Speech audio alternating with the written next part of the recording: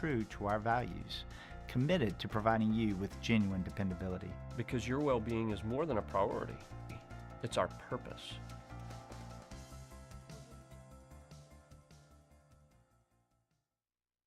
Dylan Cruz here to tell you about Six Rings Baseball and Softball Camp. If you live on the North Shore and play ball, go to Six Rings. This is SportsCenter. I'm Christine Lisi. On NBA opening night tonight, the Celtics will raise their championship banner, get their rings, and then host the Knicks. Coverage 7 Eastern on ESPN Radio. Star big man Joel Embiid, forward Paul George won't be on the floor for the 76ers season opener tomorrow against the Bucks. George is sidelined with a bone bruise in his knee. Embiid's also out Friday and Sunday as well as he makes his way back from a meniscus tear. First Take host Stephen A. Smith. I think it's a harbinger of things to come, particularly when it's with Joel Embiid because he has a history of injuries. I mean, my God, he missed his first 2 seasons of his NBA career because of injury. Bottom line is that I don't blame them for being cautious with him. I don't blame him for being cautious with himself. He's already achieved greatness, league MVP. His whole objective is to be ready for the playoffs. Stephen A. Smith on Carlin versus Joe. NFL Chiefs cornerback Jalen Watson will have surgery this week for a broken fibula and tibia. He's been put on IR, could return late this season, but it also is possible his season is over. NHL Panthers forward Matthew Tkachuk, out the last 5 games, will return tonight versus the Wild. Here's one stat that's super simple to remember. Discover automatically doubles the cash back on your credit card at the end of your first year with Cashback Match. With Discover, you could turn $150 cash back to $300. See terms at discover.com/credit card. Matt Moscona. I'm very important. After further review. Say it one more time. After further review with Matt Moscona. And here we go. Live from the Mercedes-Benz of Baton Rouge studio. Let's ride! Go!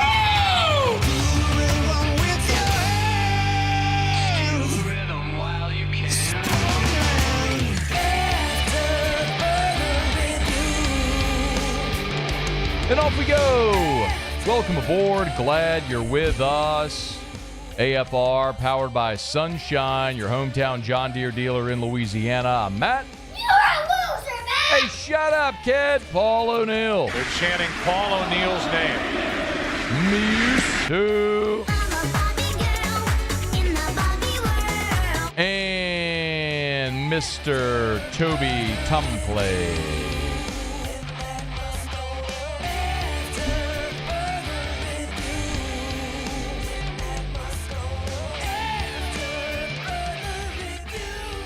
All right, we're here. Glad you are as well. Get out there and make it a good one. Shea Dixon in 15 minutes. Derry Beckwith talking some LSU linebackers. Whit Weeks, namely among them. 1 hour from right now, Sean Salsbury in hour 3. Let us begin as we do every single day. It's time to pop the top on another edition of AFR with Bud Light. Drink easy. We are witnessing one of the more remarkable about faces that any of us could imagine. From what LSU's defense was a season ago to what they are right now, and I'll grant you they are just 7 games into this season. There are still 5 to play. There are 5 Southeastern Conference games. One of them is on the road this week at Texas A&M. They still have to play Alabama, Florida, Vanderbilt, and Oklahoma. You all know that by now. But remember what this team was a season ago. Not that you need me to remind you. But this was a team that was 86th in the country in scoring defense. They were 108th in passing defense.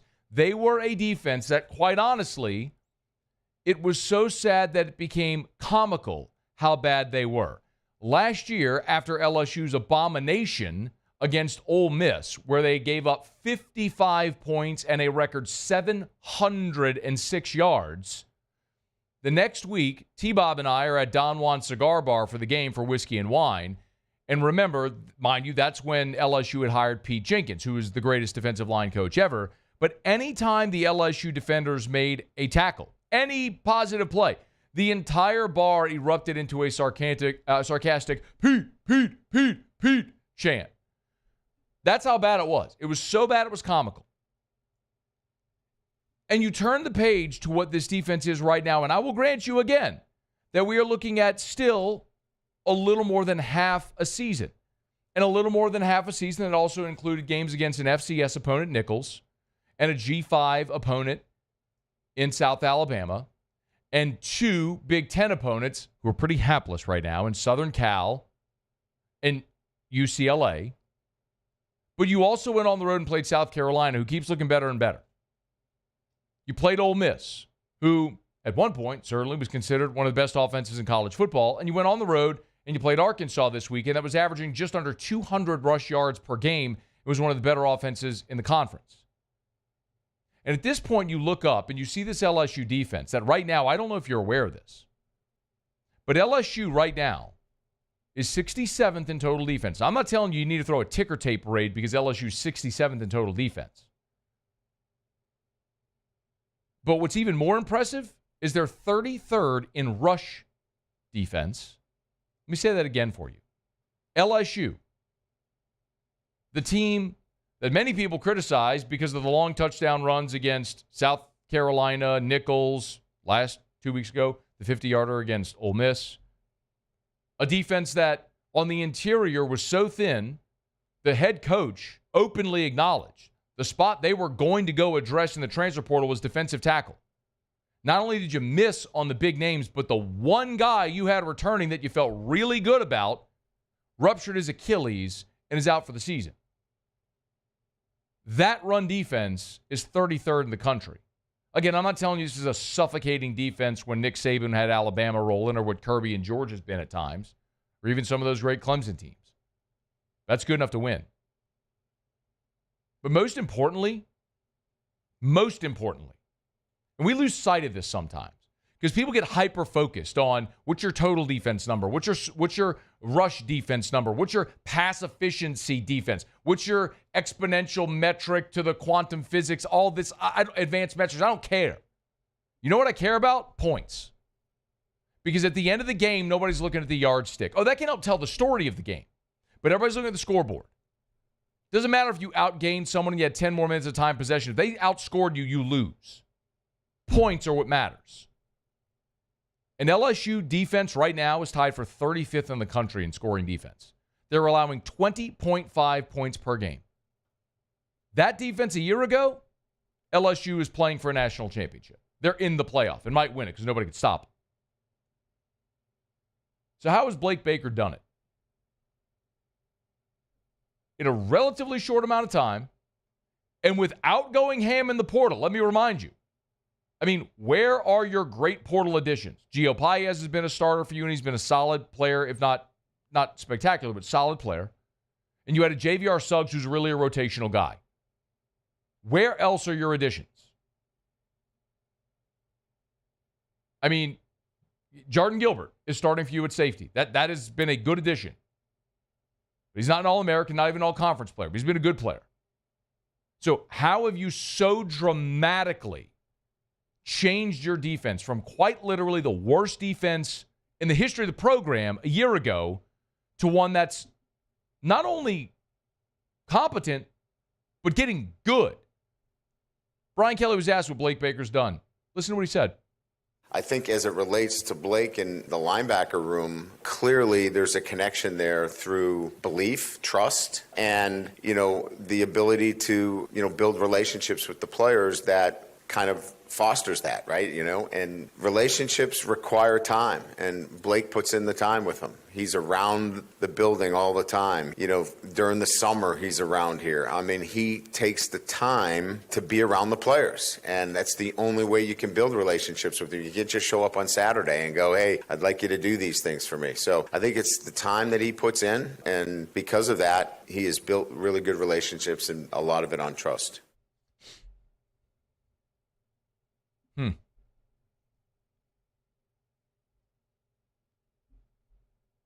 Brian Kelly, in a 40-second soundbite there when talking about what Blake Baker's been able to do to turn around the defense. You know what you didn't hear? You didn't hear, we got better personnel. You know what you didn't hear? You didn't hear X's and O's. You didn't hear coverage, schemes, exotic blitz packages. You didn't hear any of that. You know what you heard? Blake Baker is taking the time to get to know his players. That's what you heard. Is it really that simple? It might be. Jacob Verdon posted this video on Twitter after one of the home games earlier this year. I think this was the South Alabama game. It's Major Burns on the field after the game, high-fiving Blake Baker's kids. Pull that full screen, Paul. Hugging his daughters, hugging his wife, hugging Blake Baker. Like, clearly, there is a relationship there. Let me contrast this to the video that Jacques Doucet took on the field at the bowl game a year ago, where Matt House is trying to dap up the defensive lineman, and Mekhi Wingo won't even look at him. Won't even look at him. Won't even acknowledge him. There's no relationship there. Bro, I don't think Brian Kelly, by the way, was taking a shot at Matt House. At least not directly. But in explaining the turnaround the way he did, he was explaining what is there now and what clearly wasn't there before. There's enough context clues. I mean, did you see Jamar Cain's tweet after? Remember Jamar Cain? Jamar Cain, the former LSU defensive line coach, who's now the defensive line coach with the Denver Broncos. After the Broncos beat the Saints, he went and quote tweeted the Broncos win tweet and said, "Guess I can coach in this state. House emoji equals clown, IYKYK. If you know, you know." Taking a direct shot at Matt House. Now, I don't think Jamar Cain should have done that. I think that's, for an adult in the room, doesn't need to happen. But look who the first reply was on that tweet. It was Mekhi Wingo with a laughing face emoji and said, "Dog." Doesn't this tell you everything you need to know about what was happening defensively a year ago and why Blake Baker has been so effective at changing it? Yes, scheme is part of it, but Major Burns was on this team a year ago. Sage Ryan was on this team a year ago. Zy Alexander was here a year ago. Savion Jones, Whit Weeks, Wes Weeks, Greg Penn, Braden Swinson, they were all here a year ago. All these guys. And now all of a sudden you go from the worst defense ever to a defense that is more than competitive? Why is that? Because you got a guy who's your defensive coordinator. I'm not making this up. I'm not making this up. I'm telling you what the head coach told you. Told all of us. I'm not piecing together context clues now all of the stuff as it relates to Matt House. I am. But Brian Kelly told you point blank. Hard to just show up on a Saturday and expect these guys to go play for you. Blake Baker's taking the time to get to know him. He cares about him. They know it. And so they play hard for him. All the same guys of a year ago. How are the same group of players performing exponentially better than they did a season ago? Because they believe in this guy, they trust this guy, they know this guy has their back.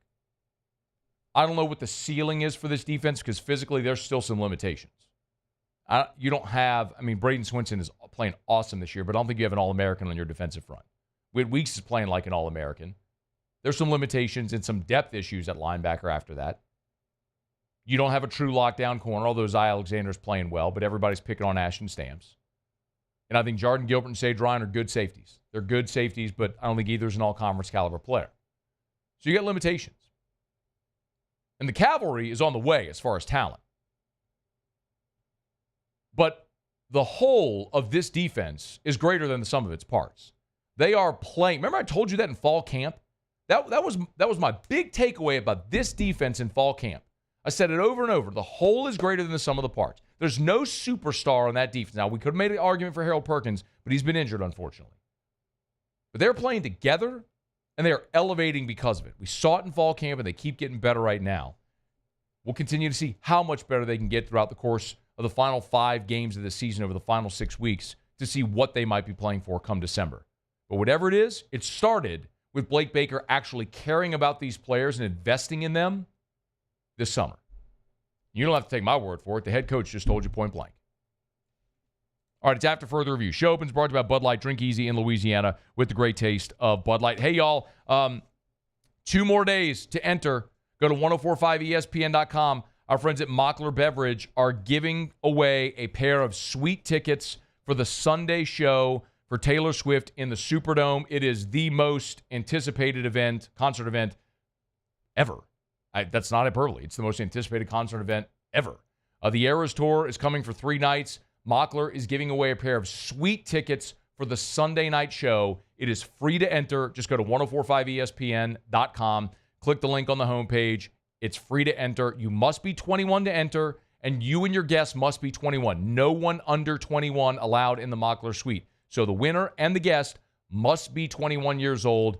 Good luck. Go to 1045ESPN.com to enter. You've only got 2 more days to enter. 1045ESPN.com. Courtesy of Mockler Beverage. Drink easy with Bud Light. Okay, let me grab a break. Shea Dixon's here next. It's AFR. AFR.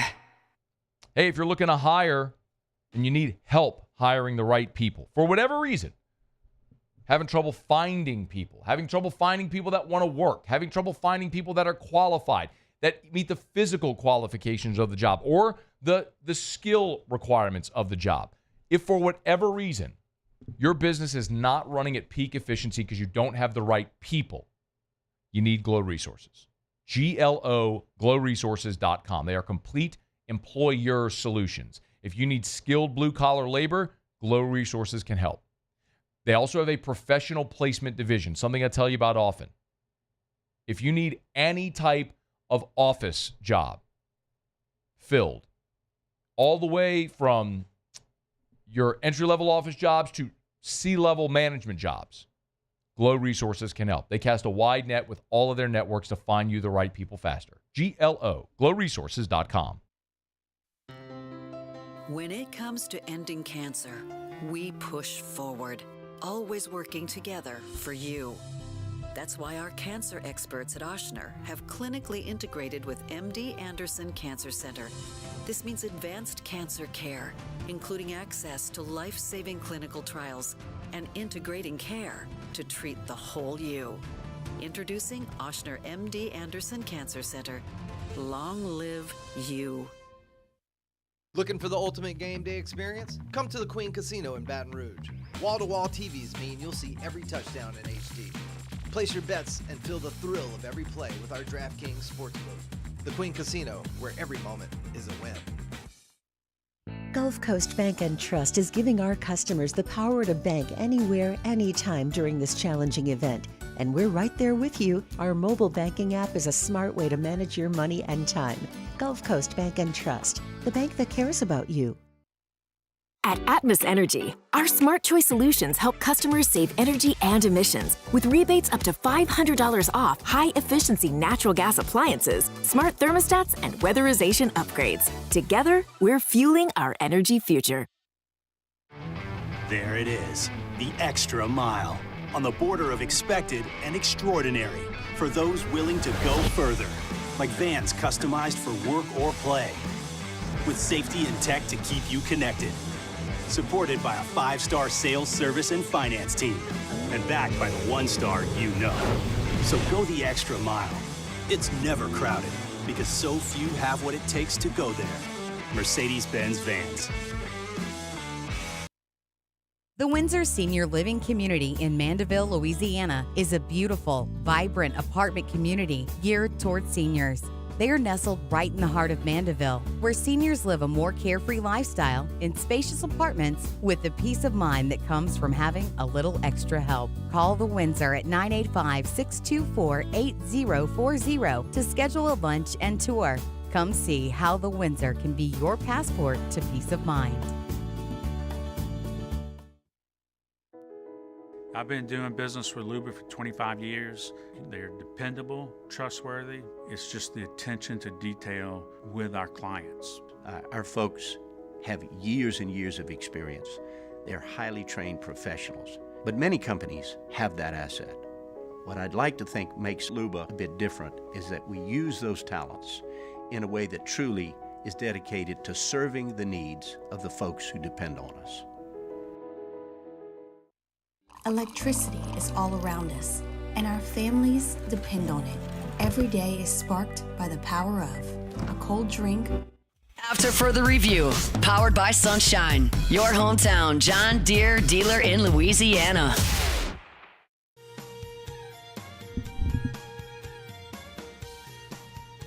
Always pleased to be joined by Shea Dixon on 3, the Bengal Tiger. Shea, how are you? I'm doing well. How are you, Matt? I'm doing really well. Tigers are obviously making headway on the field. Feels like it's been a little quiet on the recruiting trail. Am I reading that correctly? I think quiet's a good thing. Often when you have 27 commits, I mean, they added Jacob Bradford out of Catholic, a 4-star safety, a little more than a week ago. So this is good. Remember, signing day is in early December now, so you are 8 weeks away, 7 weeks away, something like that, and with a top 5 class, top 3 class, and holding on to these 27 commits, I think that's what's paramount. And then obviously closing out on your remaining targets, which I think if they add a couple of more guys, there is zero doubt or debate as to who the number 1 target is, and that's Jakeem Stewart. With home games, we know they can obviously host players, so we get to see a lot of the big names that come on campus. What does, if anything, the staff do whenever they're on the road like they were at Arkansas, now at Texas A&M back-to-back weeks? Really, just keep up with kids over the phone as much as you can. They have a kind of a allotted number of days they're allowed to go out on the road, but they do that during the bye weeks, which they have 2 of this year, so they sort of split it up. But when you're in an opponent territory, you can, another stadium, you cannot engage with their recruits, whether they are committed to you or not. So we will see a number of guys, I'm certain, once A&M puts out who all is expected to visit, that our Louisiana guys are guys who are being recruited by both programs, East Texas kids. So I think this will be a pretty big weekend. I always say one game isn't going to swing a kid one way or the other, but if you've got an East Texas kid, for instance, that's a junior that you're in on, you go over there and put on a big show, it doesn't hurt. Do we know what the guest list might look like for A&M this weekend? I haven't seen one yet, but again, I would imagine with both of these teams having heavily their class currently, their seniors are mostly built. So everyone's sort of focused into next year. So I'm going to guess a lot of the East Texas, Louisiana 2026 prospects will be there. And that's guys like Lamar Brown over at U-High, a 5-star who, if I were to pick on one hand, the teams that I think he could end up at, A&M would be right there with LSU as one of the first teams I'd name. So I do think with this battle of, not the border, but battle between kind of LSU, A&M, we've seen it a lot. We've seen it a lot in the Jimbo years, but it's going to be interesting to track moving forward because since Texas has joined the SEC, Matt, and I don't know if it's an Elko thing, year one, maybe just how it unfolded, there's been a whole lot more LSU versus Texas than LSU versus Texas A&M, which was not the case before Texas joined the SEC. Well, remind me, Shea, because LSU did flip. It was like 3 or 4 players from the A&M class. They did last year. Yeah. So was that? Are you just looking at that like as an outlier, or are you talking about like this 25 class and beyond? This 25, yeah, this current class, we saw just a ton of LSU, and look, LSU flipped some Texas kids. Cade Phillips was committed to Texas. Obviously, they flipped him, and now he's moving his way into top 5 corner status, and they've already got the number 1 corner committed in DJ Pickett. So I guess, but consider it a this year observation then, as obviously they went and grabbed a number of guys last year. But again, A&M was flatlining. There was going to be a coaching change. They grabbed guys during it. Moving forward, I'm just curious to see. I lean that after about 5 years of us talking a lot of LSU versus A&M, that we're about to be talking a lot of LSU versus Texas. Shea Dixon on 3, the Bengal Tiger. He's on Twitter at Shea Dixon. Y'all give him a follow. Just talking about those A&M flips. You've mentioned this a couple times, Shea, that a year ago, what was it, about roughly a third of LSU's class were players they flipped. Are there still, we talked, obviously Jakeem Stewart is the big fish that's out there you just mentioned. Are there other players that LSU is still recruiting actively that could be flip targets going right up to signing day? Yeah, I think that one, you look, if they want to take another offensive lineman, it's an offensive tackle, and Solomon Thomas is a guy who's shown a lot of interest in LSU, and Florida State's not had a good season. Now, at the same time, he's really given no indication that he's flipping. He's got a lot of family in the area. He's been firm, but he continues to visit. We'll see if he doesn't make it in for another game. He's one I'd watch. They just brought in the number 2 receiver, Caleb Cunningham, who's been committed to Bama for a visit 2 weekends ago, I guess it was. But he's also visiting a number of campuses. I think that if you're getting down into this point where, look, LSU's class top to bottom is as good as it's been in a while. And they have a top 3 class. They have the number 1 player committed. They have a trio of 5 stars. They may have more than that when it's all said and done. So I think if they're flipping guys at this point in their game, they're flipping guys like a Jacob Bradford who is committed to a Houston, and you make an eval on him as a senior going into his senior year, and you say, hey, look, he can play at this level. And we saw that with the Dylan Carpenters of the world a couple of years back. Each year we see them move on guys late. So I wouldn't be shocked if flip-wise it would be a Louisiana thing. Are there, if you flip that around, Shea, are there current guys in the class, the LSU class, that you could look? Because, listen, that works both ways, right? I mean, you get guys and you lose guys. That's something, it's natural attrition that happens in every signing class. Are there guys in this class that maybe you feel like they got to work extra hard to keep that could be looking elsewhere? When I think about that game, you start with the top of, look, Bryce Underwood, DJ Pickett, your 5 stars, right? And look, they have Harlan Barr as a 5-star, but he's in Louisiana, New Orleans. So you worry about a little bit less. Underwood's in Michigan, and we've got all the Michigan buzz of Portnoy and boosters, and they're going to try to make a move. Well, we've seen nothing out of Bryce to lead us to believe that he's doing anything but staying committed to LSU. And by that same token, DJ Pickett has been committed to LSU since the summer. Miami is turning up the heat, as they say each week. Well, they were before he committed there, and they have ever since. And yes, we're in the NIL world, but look, LSU's not asleep at the wheel there in terms of kind of holding on to guys down the stretch. Then I go geographic with it. And so then I would pick a guy, and look, I'm just saying this because he was written about today and he fits the description. Derek Meadows, their commitment, top 100, 150 player. I don't know where he's ranked right now, but coming out of Bishop Gorman in Nevada, he was supposed to commit to Notre Dame, is what everyone thought. Mm-hmm. And he kind of reversed course and went to and said, hey, look, I'm looking at the SEC schools, and LSU was the one he liked the most. And Will Farmer, Chad Simmons, one of them today wrote for On3 that just of note that, hey, look, Notre Dame has still been heavily recruiting him.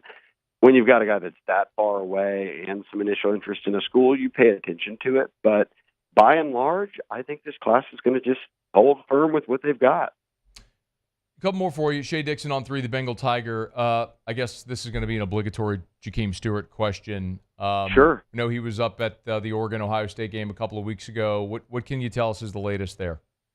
Yeah, I mean, look, the great atmosphere. Obviously, that was the same weekend as the Ole Miss game, and those were the two that came down to the end, and the fans rushed the field, all that. I won't get into that with you, but the kids love it. But they – look, they're not recruiting me. Recruit. Yeah, well, Dan Lanning can recruit. Dan Lanning's not recruiting you either. So, no, he's not. He doesn't care about your opinion here. Lanning has put together great classes at Oregon. He's got the Southeast ties in him to where he knows how and where to get guys from and the relationships they need. So I'm not counting Oregon out of this. By the same token, I've always said Ohio State was the one that I thought could loom more than a USC or an Oregon, just because of the relationships he has there. Larry Johnson's a Bo Davis type, of one of the most well-known D-line coaches there is out there for development and putting guys into the pros. So that visit still looms at the end when they play Michigan. I think that's his final visit before signing day, but he will be here for the Bama game. We'll see what the atmosphere and the result of that one is. But in terms of just Matt, who's put in the most time, where's he visited the most at LSU? They're a local team, but I do think he's giving it a good hard look as he kind of takes a final, hey, let me really soak this in at each of these schools. And for me, I would say 4, Southern Cal's in it, but I'm still leaning it's LSU, Ohio State with Oregon as the team you really can't sleep on. Shay, also noticed a couple of days ago over at On3 that posted updated rankings for 2026 as we look ahead of this junior class, and Blaine Bradford from right here in Baton Rouge, Calachi, is number 7 in the country. Maybe for those that aren't familiar, if they haven't started to look too far ahead, what can you tell us about Blaine Bradford as a prospect in his recruitment? Yeah, you're a grad of the local school that Blaine attends. Mm-hmm. Have you seen Blaine in person before? Yeah. Oh, yeah. Like recently? Not this not fall. Like yesterday, no. but within the past year. Oh, within the past year, yes. Okay.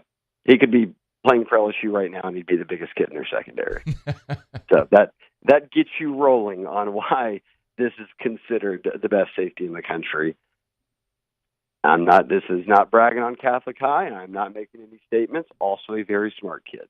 So between the brains and the body and what he does on the field, every college coach is salivating over him. He's a no-doubter, top safety in the country right now. And he moved up. He was 10. I think he's now 7, you said? Something like that. 7. So, you're looking at a kid who we often try to mimic, or more often than not, the top 32, the 5 stars as to the NFL draft. And you're not going top 10 overall unless you're Jamal Adams or Kyle Hamilton or someone like that. So consider Blaine Bradford to be viewed in that light right now.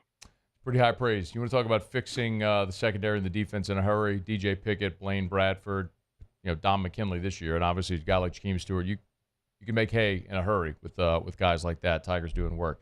Shea Dixon on 3, the Bengal Tiger. Y'all get him on Twitter, X at Shea Dixon. Visits with us every Tuesday. Talk a little recruiting. We appreciate it, man. Thanks. Yep, sounds good. Thanks, Matt. All right, be well. It's After Further Review, brought to you by First South Farm Credit.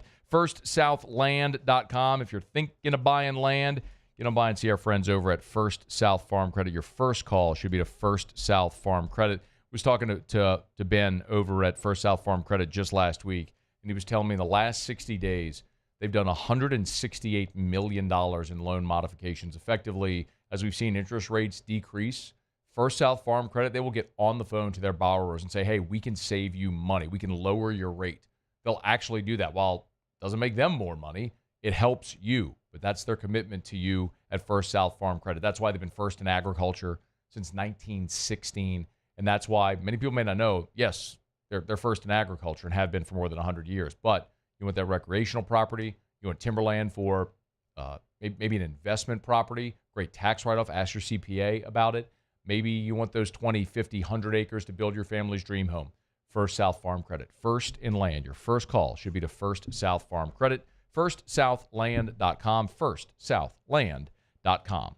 Okay, y'all, it's After Further Review. Derry Beckwith's going to be with us here in 30 minutes from right now. We'll talk about the Saints next hour as looks like, according to a report today from Nick Underhill, the Saints getting healthier, and they could be in line to get a handful of starters back this week when they go out to L.A. to take on the Chargers. Like we said, the Saints are a 6.5 point. The opening line was Saints are a 6.5 point road dog out in L.A. But you want to get right, good opportunity to get right would be getting your starters back. Looks like that's going to start to happen this week, so we'll get to that. All right, glad you're hanging out with us here. We'll go around the SEC next. It's AFR. AFR. River City's 1 hour air, 752-0001, where they're always on time, or you don't pay a dime, 752-0001, 752-0001, or 1hourbr.com. I tell you all the time about the preseason heater safety check and why it's so important. This 5-star Google review came in from Karen Sparks, and she wrote, Justin, the technician, literally saved my family's life. He noticed a gas pipe had been knocked loose and was venting into our attic. He fixed it even though it was the water heater, and he let me know what else to do. Plus, he did a phenomenal job with the heater inspection. I can't recommend Justin enough. Another 5-star Google review of River City's 1 hour air. Like I often say, your heater and everything up in your attic can lay dormant for months. You're often not up there messing around with it. That's why it's so important to get this standard maintenance. Not only so your unit runs efficiently, can extend the life of the unit, but to keep you and your family safe. It's River City's 1 hour air, 752-0001. It's an everyday thing here. We work horses in the mornings and we work on the property during the day, and without these John Deere tractors, it'd almost be impossible to keep up with the place. I've dealt with some of the other colors and stuff, and I never really got the response back that I get from John Deere, We really enjoy dealing with Sunshine. They're good people. They always check on us and make sure our equipment's running, and we love them. Flip the switch and learn more about what it means to be powered by Sunshine at sunequip.com.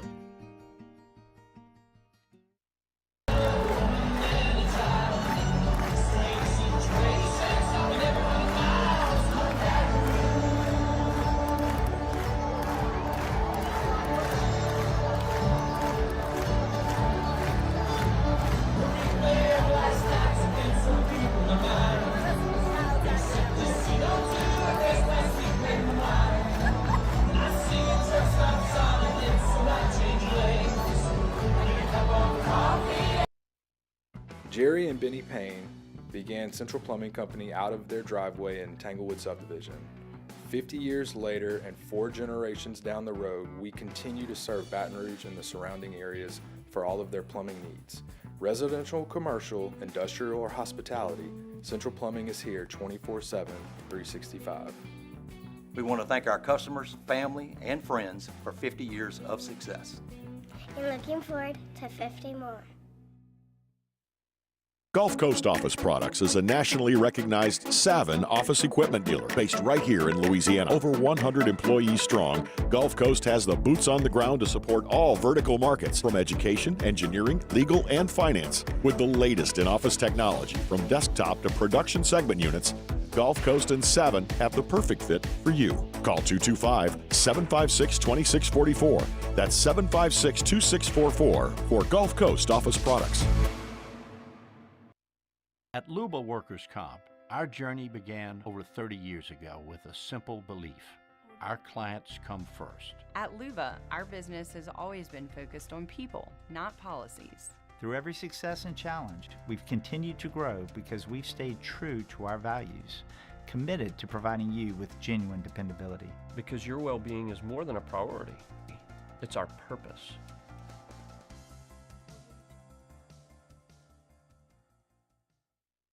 Dylan Cruz here to tell you about Six Rings Baseball and Softball Camp. If you live on the North Shore and play ball, go to Six Rings Camps with former LSU assistant coach Dan Canaveri. His knowledge is second to none, and your child will improve and have fun doing it. Camps were held at Coquille Park and Six Rings Academy in Covington with 4 sessions over the summer. Full day and morning only sessions are available from ages 7 to 13. Go to sixringsbaseball.com or call 985.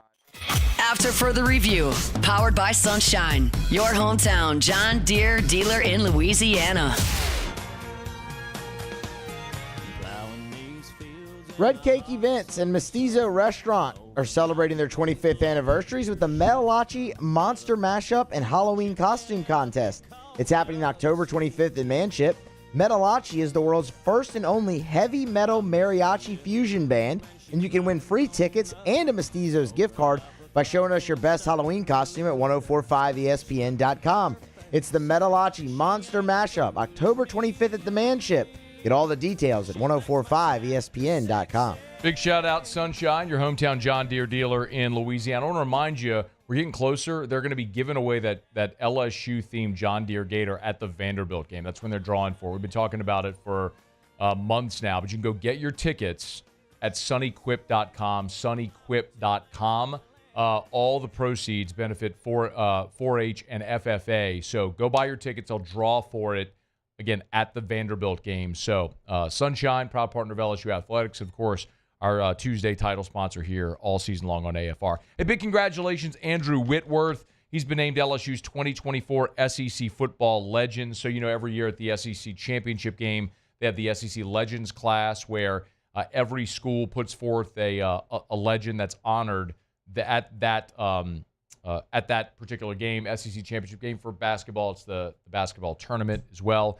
Whitworth had a great career at LSU coming out of West Monroe. Of course, was part of the 2003 National Championship team and then went on to be a second-round pick of the Cincinnati Bengals in 2006. Spent 16 seasons in the NFL with the Bengals, then 5 with the Los Angeles Rams, where he ultimately won a Super Bowl in what would be his last game of his NFL career. He was the NFL's Walter Payton Man of the Year in 2021, currently serves on Thursday Night Football as an analyst. I've said it often that, you know, Whitworth is going to be a very interesting test case for the Pro Football Hall of Fame, and it might be one of those things where he was a great player for so long, playing in relative obscurity in Cincinnati on bad teams. Now, people knew he was great, but his teams were awful, and he wasn't quite at the level of a guy like Joe Thomas, but he was still one of the elite left tackles in the NFL at the time in which he played. But the end of his career going from Cincinnati to Los Angeles, where he ended up playing in the second major media market and then winning a Super Bowl in L.A., playing for L.A., and now on Thursday Night Football, I think it has raised the awareness of Andrew Whitworth. I'm not saying he didn't have a Hall of Fame resume. I think he was a borderline Hall of Famer. But I think the way his career ended in L.A., winning a Super Bowl, and now his notoriety, I think eventually will get him over the hump. He may have to wait his turn. I mean, we've seen Alan Faneca, Kevin Mawai, these guys had to wait their turn. And these guys, when you just look at the NFL All-Decades team, the number of All-Pros, Pro Bowls, they had healthier resumes than Whitworth did.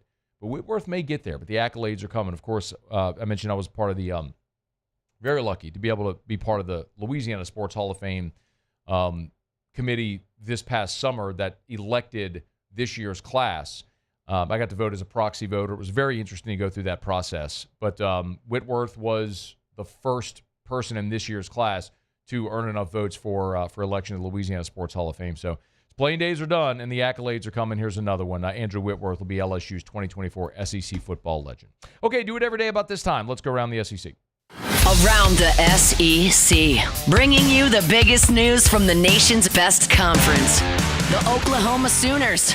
Quarterback Jackson Arnold will get the start Saturday as the Sooners visit Ole Miss. Brent Venables announced the decision Monday night during his coach's show. Jackson Arnold, former five-star, you know the story, began the season as a starter, got benched, replaced by freshman Michael Hawkins. Hawkins hadn't been any better, so they went back to Arnold, who burned his red shirt, and now Arnold will resume his role as the starter this weekend at Ole Miss. The Missouri Tigers.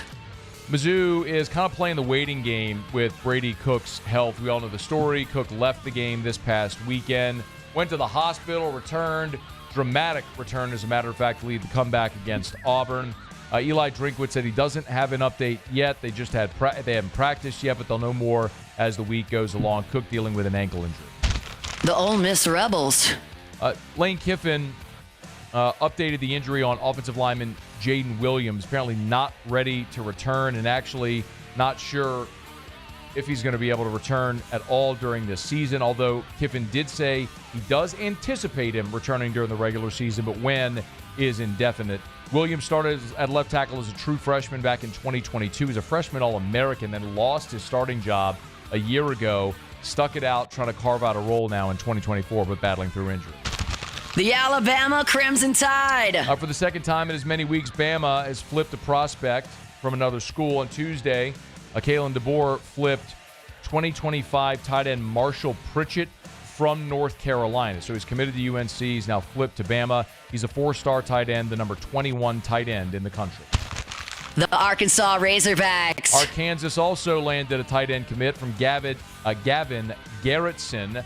He's a 2025 prospect. He's the 23rd commit for the class. He's out of California, 6'7", 240. He had been committed to San Diego State. Now he decommitted, has committed to Arkansas. He's a three-star, the number 114 tight end in the country. The Mississippi State Bulldogs. And Jeff Lebby lost a commitment from four-star linebacker Austin Howard. He's out of Tennessee. He decommitted on Tuesday, had been committed since June. Picked Mississippi State over Ole Miss and Vanderbilt. We'll see where he lands now. 6'3", 225. He's the number 541 overall prospect in the country, the 59th best linebacker. All right, there you have it. That is Around the SEC. We're presented by the Williamson Eye Center, 924-2020, 924-2020. If you want to see 2020, call 924-2020 for the Williamson Eye Center. Y'all, just go see my guy, Dr. Blake Williamson. I just cannot recommend it highly enough. Whatever might be the thing preventing you from taking that step, maybe it's fear of a laser. That's something that I had a concern with. And Dr. Blake eased all my concerns. Actually, LASIK is the safest elective procedure in the history of mankind, statistically. Put me tremendously at ease. A lot of people worry, will it wear off? It actually doesn't when you learn more. LASIK doesn't wear off. Now, the rest of your age can the rest of your eye can continue to age, and you may have other issues, but when those arise, there's other refractive options for you. I know for me, wearing contacts, glasses in the 6th grade, contacts in the 8th grade, and until I had LASIK 6 years ago, I was always shoving contacts into my eye. I know this much. There'll come a day where, my eye continues to age and I'll have other refractive issues. I'll go see Dr. Blake again, because I am never fooling with contacts or glasses ever again. Once you know what it's like to wake up in the morning and see, I'm telling you, if you're still shoving contact lens in your eyes, you're putting glasses on your face every day, It's so liberating to wake up in the morning and just see. That can be your reality as well. It's the Williamson Eye Center, 924-2020, 924-2020, or williamsoni.com. We'll talk to Derry Beckwith in 15 minutes. We'll talk some Saints in 30 minutes. Saints look like they're about to get a handful of players back. Dennis Allen, though, when he met with reporters on Monday, was asked about Derek Carr's injury situation. Here was the update. How are things progressing with Derek Carr? They're progressing well. He had a throwing session today. He'll have another throwing session tomorrow. We'll see where he's at. If he can't go against the Chargers, it will be Spencer Rattler again. I find that interesting. Maybe not altogether surprising if they made the decision when they did 2 weeks ago against Tampa to go with Spencer Rattler. Clearly they had their reasons for it. And while Jake Haener came in a no-pressure situation, led a touchdown drive, I mean, it's objectively true that the offense hasn't been good under Spencer Rattler. However, it is also fair to say Rattler might do better if you actually had a complement of starters. You get Chris Olave back. You add Marquez Valdez-Scantling this week. You very likely could get Taysom Hill back. You might get a couple of starters back on the offensive line. Yes. I would imagine that Spencer Rattler or any quarterback would look better when you have a healthy offensive line and all your complement of starters. The real challenge, though, is you're going out to L.A. to play the the Chargers, which are the NFL's number one scoring defense right now. And that would be a real challenge if it were Derek Carr and all the Saints regulars. It's an even more sincere challenge with some backups running around out there. But at least Rattler will have, provided it is Spencer Rattler, will have, it appears, more starters returning this week. We'll get to more of that here in about 30 minutes from right now. All right, let me knock out a break, y'all. We'll come back, wrap up hour number one, then former LSU linebacker Derry Beckwith here in 15 minutes. It's AFR. AFR. Get Gordon and get it done. Gordon McKernan Injury Attorneys. If you've been injured in an accident, it's not your fault. Do what injured people in our state have done for more than 30 years. Get Gordon and get it done. Go to getgordon.com, getgordon.com. Super easy. When you go to the website, you'll see there's a button that says Get Gordon right there at the bottom of the homepage. You tap that. You can fill out the form. You can chat with someone right there on the website if that's what you'd rather do. If you'd rather talk to somebody, easy. Just call 888-8888, 888-8888. Gordon and his team of attorneys are in every part of the state of Louisiana, so no matter where you're listening or watching right now, if you've been injured in Louisiana, it's not your fault. Get Gordon and get it done. Auto accidents, big truck accidents, offshore, maritime accidents, workers' comp, tons of different types of injuries, all types of injuries. If you need representation, don't go it alone. Go to getgordon.com, getgordon.com. Get Gordon and get it done. Gulf Coast Office Products is a nationally recognized Savin office equipment dealer based right here in Louisiana. Over 100 employees strong, Gulf Coast has the boots on the ground to support all vertical markets from education, engineering, legal, and finance. With the latest in office technology from desktop to production segment units, Gulf Coast and Savin have the perfect fit for you. Call 225-756-2644. That's 756-2644 for Gulf Coast Office Products. There it is, the extra mile, on the border of expected and extraordinary, for those willing to go further, like vans customized for work or play, with safety and tech to keep you connected, supported by a 5-star sales, service, and finance team, and backed by the 1-star you know. So go the extra mile. It's never crowded, because so few have what it takes to go there. Mercedes-Benz Vans.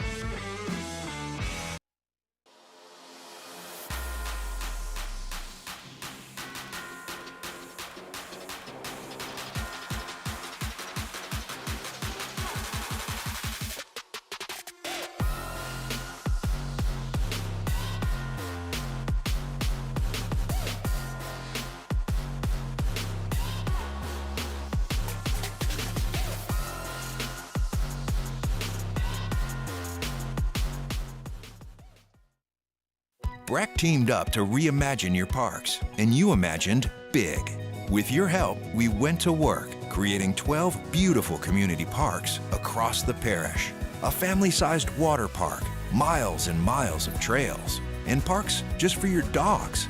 There are more places to splash, to explore, to run wild, and even soar. You imagined, we delivered. Gold. Brack, your #1 park system in the nation. I've been doing business with Luba for 25 years. They're dependable, trustworthy. It's just the attention to detail with our clients. Our folks have years and years of experience. They're highly trained professionals, but many companies have that asset. What I'd like to think makes Luba a bit different is that we use those talents in a way that truly is dedicated to serving the needs of the folks who depend on us. Electricity is all around us, and our families depend on it. Every day is sparked by the power of a cold drink or a warm meal, a movie night, and a comforting light at the end of a dark hallway. From sunrise to sunset, playtime to bedtime, our team is ready to take care of your electrical needs, even in the case of an after-hours emergency. After further review, powered by Sunshine, your hometown John Deere dealer in Louisiana.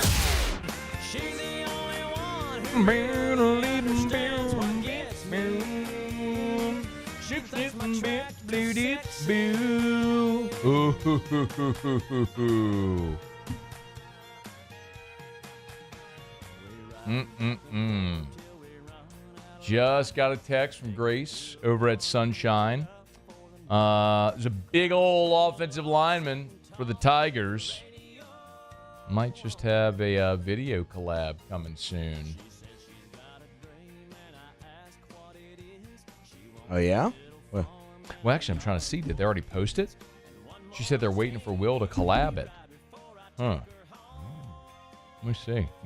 I'm looking right now to see at the Sunshine John Deere Twitter or Instagram. The A&M game video already?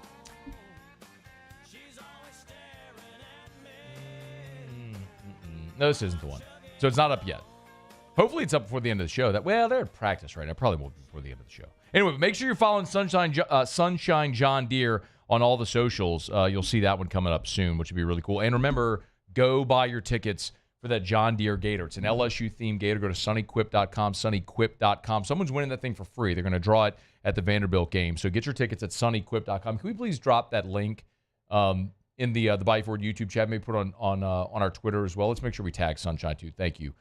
Just make it easier for people to go get them. All the proceeds benefit FFA and 4-H. So check it out there at sunnyquip.com. All right, it's after further review. We're glad you was just something sort of procedural. This was completely expected, as we all know, but our guy Ross Jackson has it over at LouisianaSports.net. The Saints have officially sent Paulson Adebo to injured reserve. That ends his season. We know that he fractured his femur in the game on Thursday night against the Broncos.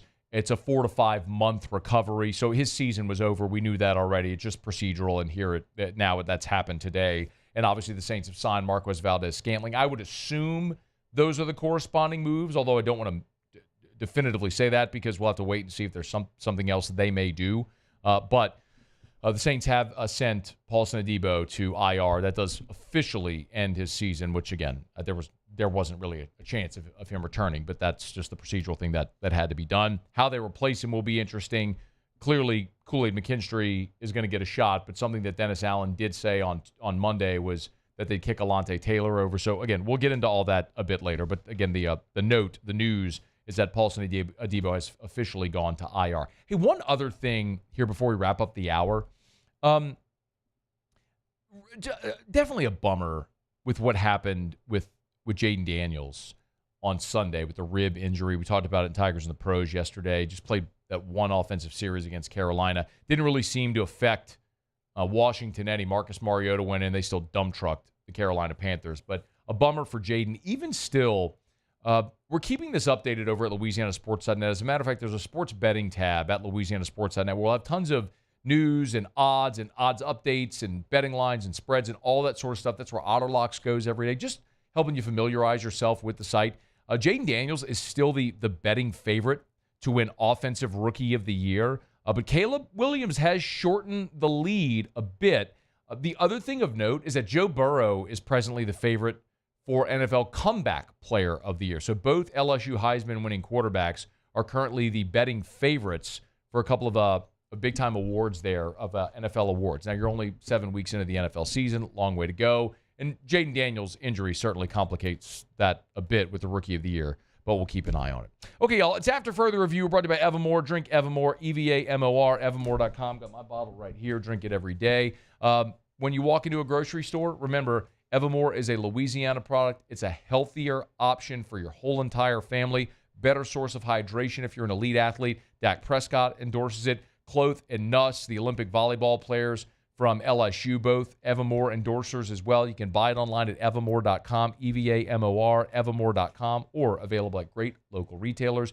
Natural artesian water, Evermore. Drink Evermore, evermore.com. Okay, y'all, former LSU linebacker Derry Beckwith next. AFR. Putting a button here on hour number one, I'll remind you about Michelli Weighing and Measurement, Michelli.com, with more than 30 locations across a dozen different states. If you weigh or measure something, Michelli sells, services, and rents the products that you use to weigh and measure. So go to the website, Michelli.com, and you'll see it right there. The services tab, the products tab. They have quality equipment for a wide range of measurement disciplines. If you need a quote, go to the website. You will see how easy this website is. Maybe you need heavy capacity scales, medium capacity scales. Maybe you need precision instruments or calibration equipment. They have it all. They're our nation's largest distributor of scales. I love their tagline. At Michelli, we show the world what measurement can do. Again, representing more than a dozen different states. Find the location nearest you at Michelli.com.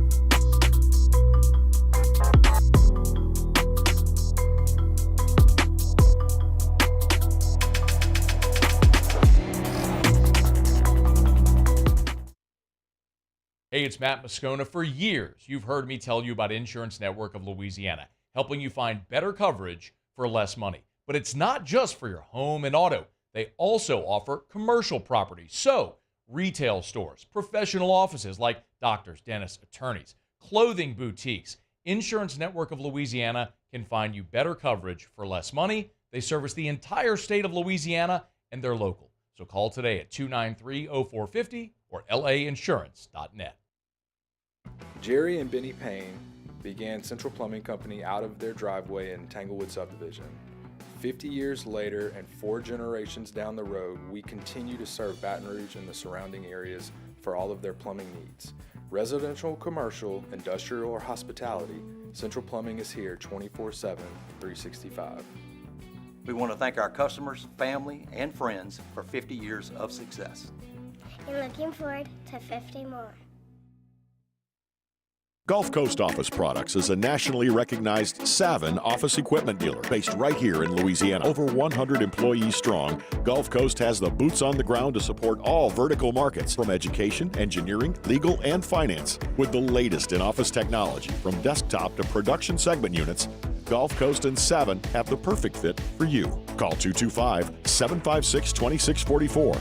That's 756-2644 for Gulf Coast Office Products. At Luba Workers' Comp, our journey began over 30 years ago with a simple belief: our clients come first. At Luba, our business has always been focused on people, not policies. Through every success and challenge, we've continued to grow because we've stayed true to our values, committed to providing you with genuine dependability. Because your well-being is more than a priority. It's our purpose.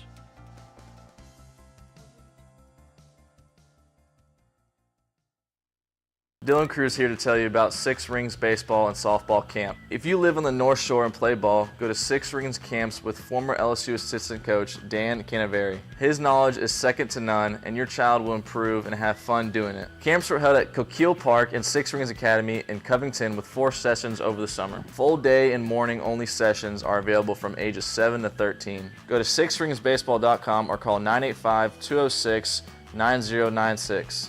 Learn the game to love the game. Breck teamed up to reimagine your parks, and you imagined big. With your help, we went to work, creating 12 beautiful community parks.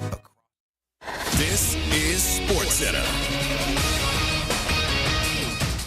I'm Christine Lisi. Breaking news, Buccaneers receiver Chris Godwin will undergo surgery on his dislocated left ankle and is likely out the rest of the season, according to Coach Todd Bowles. Receiver Mike Evans, hamstring injury, out until after the Week 11 bye.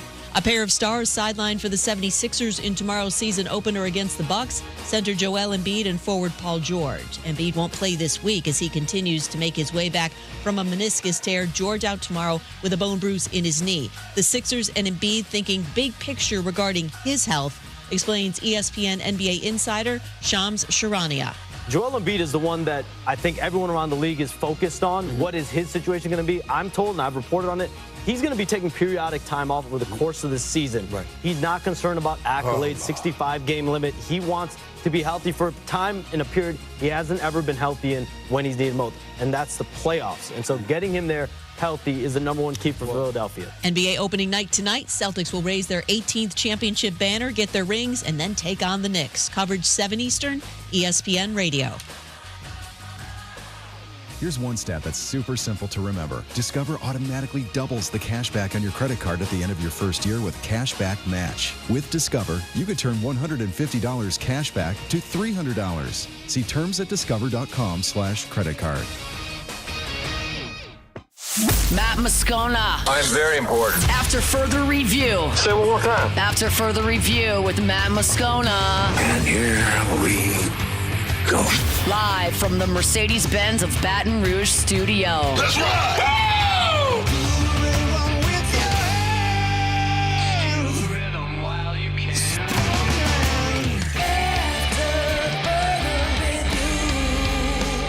Hour 2, off we go. Welcome aboard. Glad you're with us. AFR powered by Sunshine, your hometown John Deere dealer in Louisiana. I'm Matt. Love you, Matt. Paul O'Neill. They're chanting Paul O'Neill's name.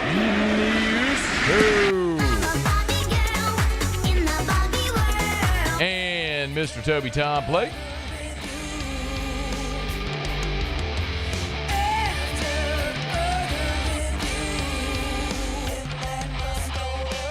All right, we're here. Glad you are as well. Get out there, make it a good one. Sean Salisbury, 1 hour from right now, but 15 minutes. Looks like the Saints maybe get a handful of starters back. We'll have the details in just a smidge. Always appreciate a couple minutes from former All-SEC linebacker Derry Beckwith, good enough to join us now, 2007 national champ. Derry, how are you, man? I'm doing well, man. How are you doing today? I'm doing awesome. Thanks. We always appreciate the time. Hey, Brian Kelly made some comments at his press conference on Monday that I thought were pretty eye-opening. He was asked how Blake Baker's turned the defense around, and he didn't talk about X's or O's, defensive alignment, anything like that. He effectively said he took the time to get to know his players. He's invested in these players, and they know he's invested in them. Does that make sense to you that just that relationship can maximize these players more than alignment or talent or any of that sort of stuff?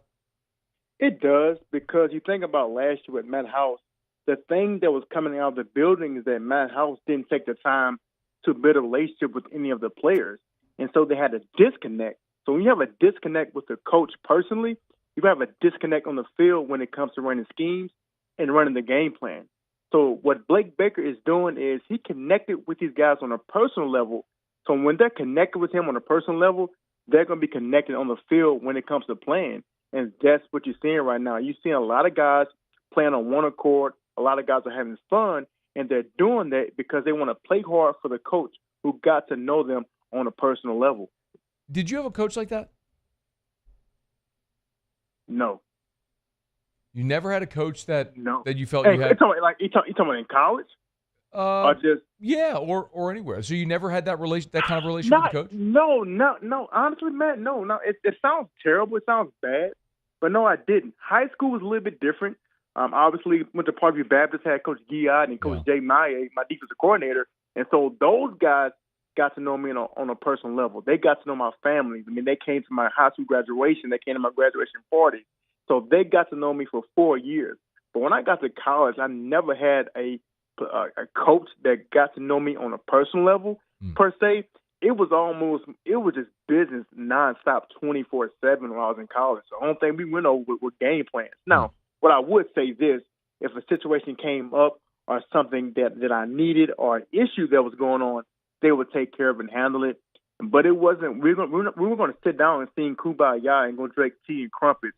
Like that wasn't going to happen. It was just a different time, I think, back then than it is now. You have to build a relationship with these kids now, especially with the NIL era. When I was playing, we didn't have NIL. We had stipend checks that we got $200 a month. So it really wasn't that big a relationship that we had to build with our coaches. It was strictly business. But I think in today's game, in today's era, it is imperative. It's a must to build a relationship with these kids on an individual level. Darry, why is Whit Weeks so good? Dude, he has a motor. And when I say he has a motor, it is nonstop. He is coming to a place where Whit Weeks, right now, the way he is playing is definitely training to be a first-team All-American. And it is fulfilling to see the progress that he has made from the beginning of the season.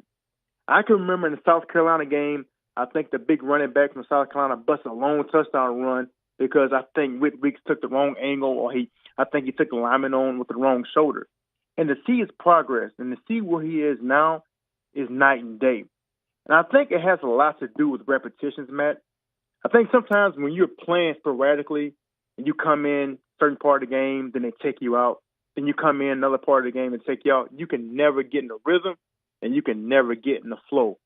Right now, he is in a rhythm, and he is in a flow. Whit Weeks won that football game against Arkansas. If he doesn't make that play, that tip ball and the interception, I don't know how that game turns out, because our offense, for whatever reason, they were kind of stagnant after the first drive of the game. Also first drive, but they were kind of stagnant after that. By him making that play and getting the ball in scoring position for our offense to punch it in, Whit Weeks was the reason we won that football game. He's playing comfortable. He's playing loose. He knows what he's doing. Anytime you know what you're doing, you can play fast. You can play loose. Another thing he does, he can hear you on the TV screen, because I think I yelled at him a couple times. He missed a couple tackles in the hole.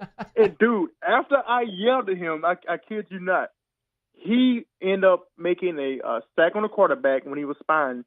And then the next play later, he scraped down the line of scrimmage on a little sweep play from the running back, and he just squared this dude up and laid him out. Whit Weeks brings a lot of energy. And another thing I love about him is his teammates love him, Matt.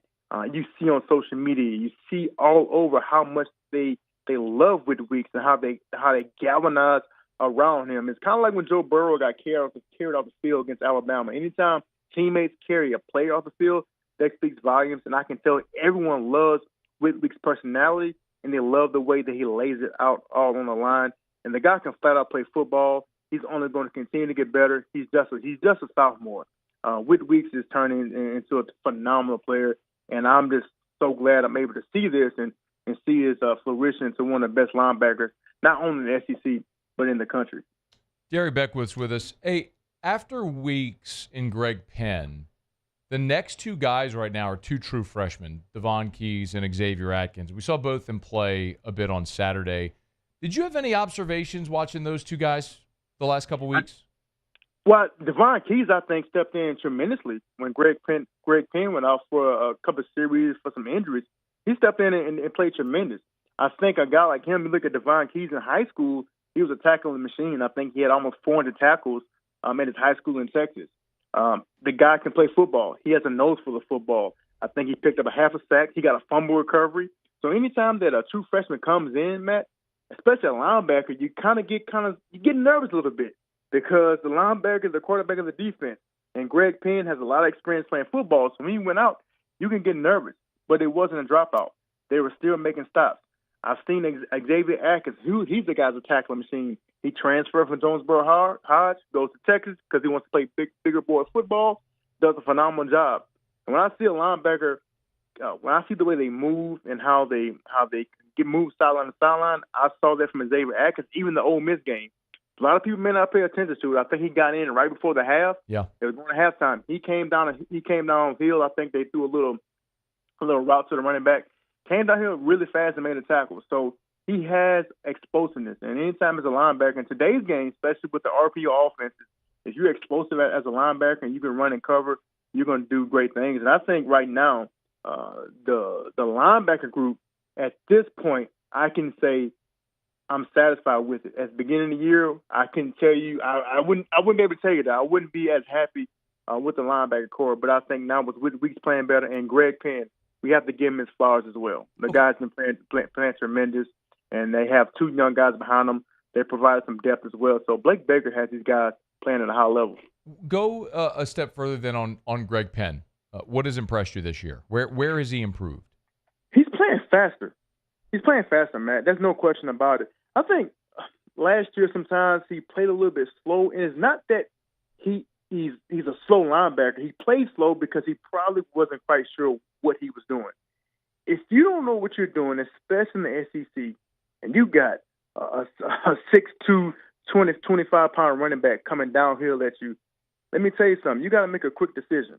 And I think now with Blake Baker, he understands the defense. He understands what he's doing. And anytime a player understands what he's doing, he's able to play fast. I saw one against Arkansas. They ran a crossing route, and he came down so hard, so fast, and made the play on a crossing route, something I've never seen Greg Penn do. And as a whole, the defense is playing a whole lot faster than they have been in the past. I always compare LSU to other SEC defenses. I see guys flying around. I see them playing physical. I see them playing nasty. And I thought there was something LSU was lacking defensively in the past. Now, these last two games against Ole Miss and Arkansas, these guys are flying around. They're getting after it. They're playing physical. They're playing for each other. And Greg Penn is a guy who I believe has made himself some money this year, and he's going to be even better on the next level, in my opinion. Hey, Darry, are they okay with just Whit Weeks and Greg Penn and then two true freshmen? Is that enough, or would they need West Weeks back if and when he's able to play? Because there's been some talk about him not playing for the remainder of the season to maintain another year of eligibility. I think they'll be okay with it right now. I really do. I think right now, Matt, they're playing with such a confidence and they're playing with such a comfort level. I believe they will be okay with playing those two true freshmen if need be. If they didn't, I don't think that it would be even talked about playing West Weeks. And I think now Brian Kelly is realizing that for him to even be better in the future, he has to get these guys' feet wet. You know, Brian Kelly, he's always been a stickler about playing older guys. He didn't want to play young guys. He wanted to play guys who've been in the program a long time. So I think he's realizing that in order for him to be successful in the future, he has to get these younger guys going.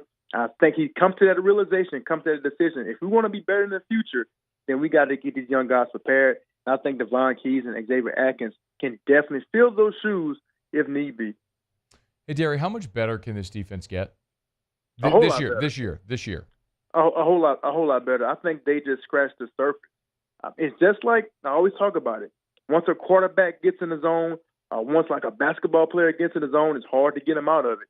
All right. I think right now defensively, they are in the zone, and they only can get better. I think Blake Baker is doing a lot of different things to get guys involved. And not only is Whit Weeks just making plays, I mean, you have guys all over that field making plays. Suggs, the defensive tackle, the transfer, made plays. Parrish Shand made plays. The way that Zai Alexander is playing the cornerback is tremendous. You got Ashton Stamps. All these guys are improving. Sage Ryan made plays last week at the safety position. So I think these guys are playing with confidence. They're playing with each other, and they playing with swagger. That's something that was missed was in the past LSU defenses, like they just walked on the field and they just knew that we were better than everybody else. It was almost that borderline of like not cockiness, but you know what? We are the best defense in the country. I'm not saying they're there yet, but they're oozing with that confidence now. They're oozing with that swagger a little bit. You know, they're kind of letting their hair down. They're having one chin strap unbuckled. You know, they're playing with a little bit more swag, man. And I think if they continue to do that, they can get better and continue to improve and make strides the way that they should make. And hopefully, I'm not saying they're going to make it to the playoffs, but if they continue to play well and the way our offense is playing, LSU will put themselves in a position to get into the playoffs. Last thing for you, Darry. There's been a lot of talk about how different the defense looks since the Harold Perkins injury. Obviously, that changed their numbers. It changed their structure because of how versatile a player Harold was. When you watch them, what are they doing differently, alignment, functionally, than they did when Harold was on the field? They're not trying to force one person to do one thing. I think with Harold Perkins, with a guy like that who has so much attention behind him, and rightfully so, he's extremely talented. And this is not a knock on Harold Perkins at all. But when you have so much attention on one guy, I think you try to force feed him so much, and you're focusing on Harold Perkins to make a play. You're focused on putting Harold Perkins in a position to make a play. And when it happens, other guys around him are just kind of stagnant and they're standing still. And so they're not able to come into themselves to play to a level that they know they're capable of playing to individually. And so that's what Blake Baker is doing. I mean, like I mentioned earlier, everybody is involved. I mean, the guy had a power eye on defense. Which have you ever seen that? I've never seen it in my life. I was like, okay, Blake Baker, you're showing out right now. Like, you're showing out. Well, we did see two linebackers trip over each other on that play, by the way, in the backfield. I did. I'm not gonna bring that up. I'm not gonna bring it up. But man, to see a power eye, and when you're creative like that, what that does, that brings joy to the game. You know how fun it is for those kids, 18, 19-year-olds, to sit in a power eye on defense and just come downhill, full steam ahead. You go this way, I go that way. So he's getting guys involved. I think last week against Ole Miss, he brought a cat blitz, which is a corner blitz. I've never seen that. I haven't seen a corner blitz since Dave Aranda, and I kid you not. So he's bringing so many different elements to this game. He's getting people involved. And so I think that's why, they're so successful right now without Harold Perkins. No diss on Harold Perkins, extremely talented, but they were trying to get him involved too much, and now they get all 11 guys involved in the game plan. Derry Beckwith, former Tiger All-SEC linebacker, good enough to join us for a couple minutes here, man. Always great to chat. We appreciate the time, man. I appreciate you, Matt. Have a good one, brother. All right, be well. It's After Further Review. We're brought to you by Lee Michaels Fine Jewelry, lmfj.com, lmfj.com. Gents, thinking of popping the question, Lee Michaels Fine Jewelry, the place where all of Louisiana has gone to get engaged for nearly 40 years. 2 locations in Baton Rouge, New Orleans, Lafayette, Shreveport. Thrill her with a gift in the red box from Lee Michaels Fine Jewelry. If they don't have what you're looking for, they'll find it or they'll make it. Lee Michaels is that sweet spot. Look, there's big box stores that are all cookie cutter, impersonal. There's boutique jewelers, which the selection's not going to be great and you're going to overpay. Lee Michaels is that sweet spot where they're big enough to give you the great selection and the great price, but they're small enough to give you that Lee Michaels experience. It's Lee Michaels Fine Jewelry, lmfj.com. All right, y'all. I do want to talk about Connor Wegman a bit here at the bottom of the hour. And I am going to ask Sean Salisbury about that because Connor Wegman had a really rough day in every way you can have a rough day against Mississippi State this past weekend. So is that a sign of something bigger that maybe LSU can exploit? I'll sort of lay out what happened with Wegman here in about 15 minutes, and we'll follow up with Sean Salisbury when he's here to start hour number 3. When we come back, though, the New Orleans Saints getting healthy, how much of a difference will it make when the Saints head out to L.A. to take on the Chargers this week? That's next. It's AFR. After Further Review. Brought to you by Darren James and Associates, brokered by LPT Realty, buying or selling, commercial or residential. Think real estate. Think Darren James. The most user-friendly website in real estate is agent225.com. Every home listed by every company all in one place, agent225.com. Y'all, that allows Darren to pool together so many buyers to know exactly what they're looking for. So what that means for you is when you're going to sell your home, you can ask Darren, hey, Darren, I've got a 4-bedroom, 2.5-bath house. It's 2,400 square feet, whatever it may be. How many buyers in this area, how many buyers do you have looking for exactly what I'm selling? He can give you a number like that. Ask another realtor that same question. See what answer you get. The bottom line is there's a reason Darren James, number 1 in Louisiana on the Real Trends list of number of homes sold a year ago. It's Darren James. Think real estate, think Darren James. Gulf Coast Bank and Trust is giving our customers the power to bank anywhere, anytime during this challenging event.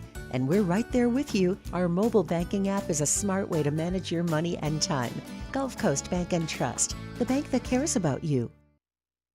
The Windsor Senior Living Community in Mandeville, Louisiana is a beautiful, vibrant apartment community geared toward seniors. They are nestled right in the heart of Mandeville, where seniors live a more carefree lifestyle in spacious apartments with the peace of mind that comes from having a little extra help. Call the Windsor at 985-624-8040 to schedule a lunch and tour. Come see how the Windsor can be your passport to peace of mind. I've been doing business with Luba for 25 years.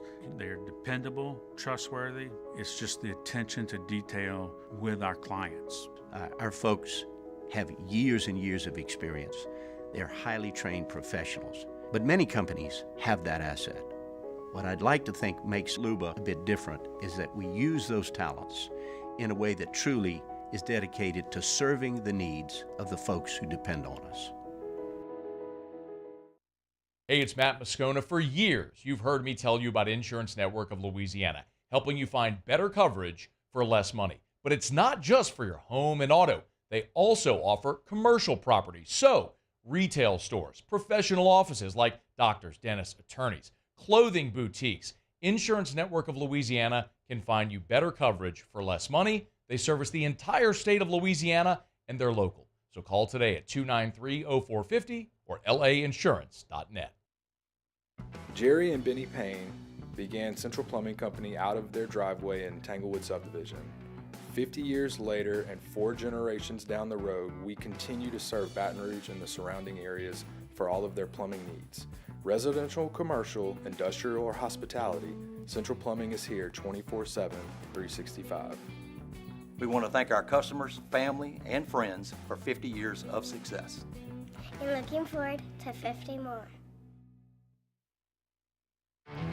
There it is, the extra mile, on the border of expected and extraordinary for those willing to go further, like vans customized for work or play, with safety and tech to keep you connected, supported by a 5-star sales, service, and finance team, and backed by the 1-star you know. So go the extra mile. It's never crowded, because so few have what it takes to go there. Mercedes-Benz Vans.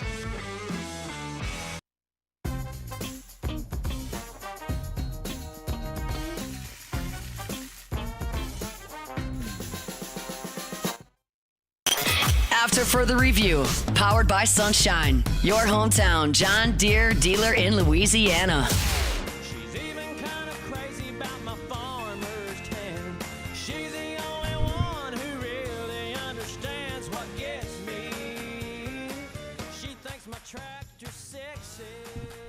Rolling along. Love to tell you about our friends over at Sunshine, your hometown John Deere dealer in Louisiana. Awesome people, sponsor of our Tuesday shows all throughout the year. You can learn more at sunnyquip.com, sunnyquip.com. The Will Campbell video is coming soon. Looking forward to that. And also, of course, big shout out to all the sugarcane farmers. I mean, I know y'all are in the thick of harvest right now.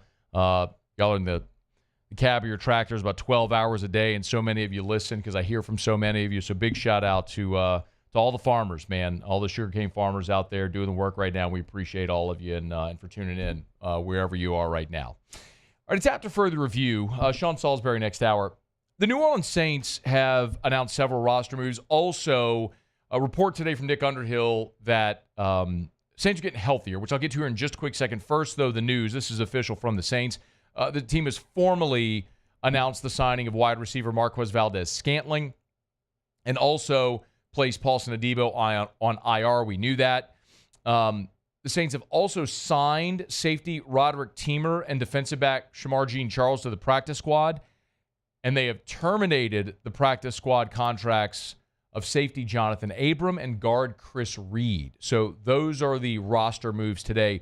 Maybe a little surprising there with Jonathan Abram, but even going back through training camp this year, time and time again, man, Dennis Allen was pretty upfront about their lack of confidence in the safety spot opposite Tyrann Mathieu. And it was Abram, and it was Jordan Howden, and they brought in Will Harris, and then Will Harris got hurt. It's been a bit of a revolving door there, so maybe shouldn't be too terribly surprised. But even still, when it was a guy who a year ago was playing pretty well in the defensive backfield for you. A little surprising to see that. Now, all of that, I think, is certainly consequential. The defense has to play better. It's something we've talked plenty about. The offense has been injured, and I don't blame the struggles here in this 5-game losing streak. Even though the offense has struggled, I don't blame the offense entirely, especially the last 2 games where you've had Spencer Rattler and effectively a preseason offense. The bigger problem that I've had is what we've seen defensively, because that's been Dennis Allen's calling card. That's what we've talked about. Now, all that said, I'm not sure this team is digging out of a 2-5 hole. I don't believe they are. But what I am looking forward to is seeing if you are going to go with Spencer Rattler again this week, what would it look like if he actually had a complement of starters on the offense around him, as opposed to what we saw on Thursday Night Football, which was effectively a preseason offense? You were missing your 3 interior linemen. Obviously, there was no Derek Carr. There was no Taysom Hill. There was no Rashid Shaheed. Chris Olave. I mean, it was a preseason game roster out there on Thursday Night Football in prime time on a short week. But Allen did say that if Derek Carr isn't available, they are going to stick with Rattler, and he said why.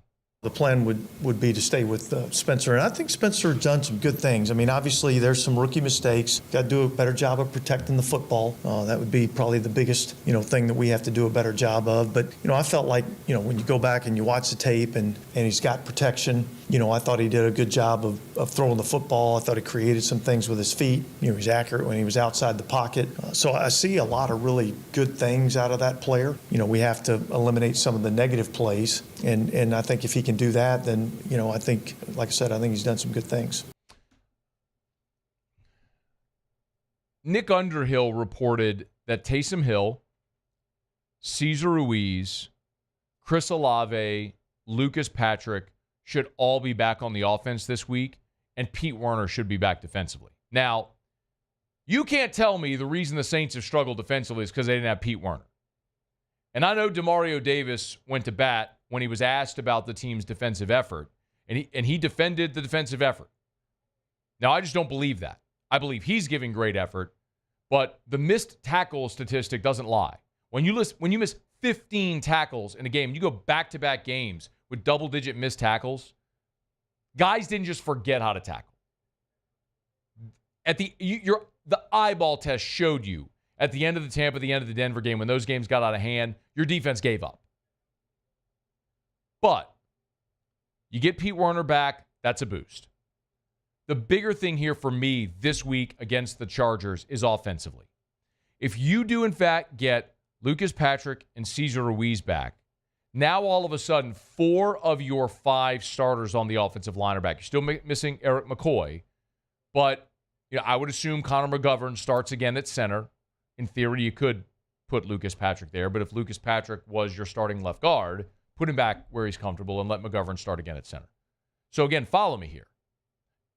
If you get Ruiz and Patrick back, 4 of your 5 starters on the offensive line return. You get your best wide receiver back in Chris Olave. You're still without Shaheed, but you get your best receiver in Chris Olave, and you've added Marquez Valdez-Scantling. In addition to the young guys, Bub Means, Mason Tipton, who have got some run. You get Taysom back, who, by the way, if you missed the conversation we had with James Hirsch yesterday, the answer he gave about Taysom Hill, please get that for me. I want to keep that handy. The answer he gave about Taysom Hill's value to this offense was eye-opening. And this is a guy who played for the last 4 years in New Orleans with Taysom Hill. But he came on this show and effectively said they are the offense is too reliant on Taysom. It wasn't like that a year ago, but this structure is set where they're asking him to do so much. I'm paraphrasing here. Where they're asking him to do so much, and when you remove Taysom Hill, it is so noticeable. And the Falcons game was the case in point. Saints look great in the first half. Taysom Hill gets hurt, misses the second half. The offense fell apart. It was fascinating to hear from a guy who was on this team the last 4 years with Taysom Hill. So yes, You get Taysom Hill back. You're surrounding Spencer Rattler with better players, which is going to set him up for success. It's kind of the Brock Purdy question or predicament. I think Brock Purdy's a really good player, but he's also obviously a much better player on the best roster in the NFL, or certainly the best roster in the NFC right now.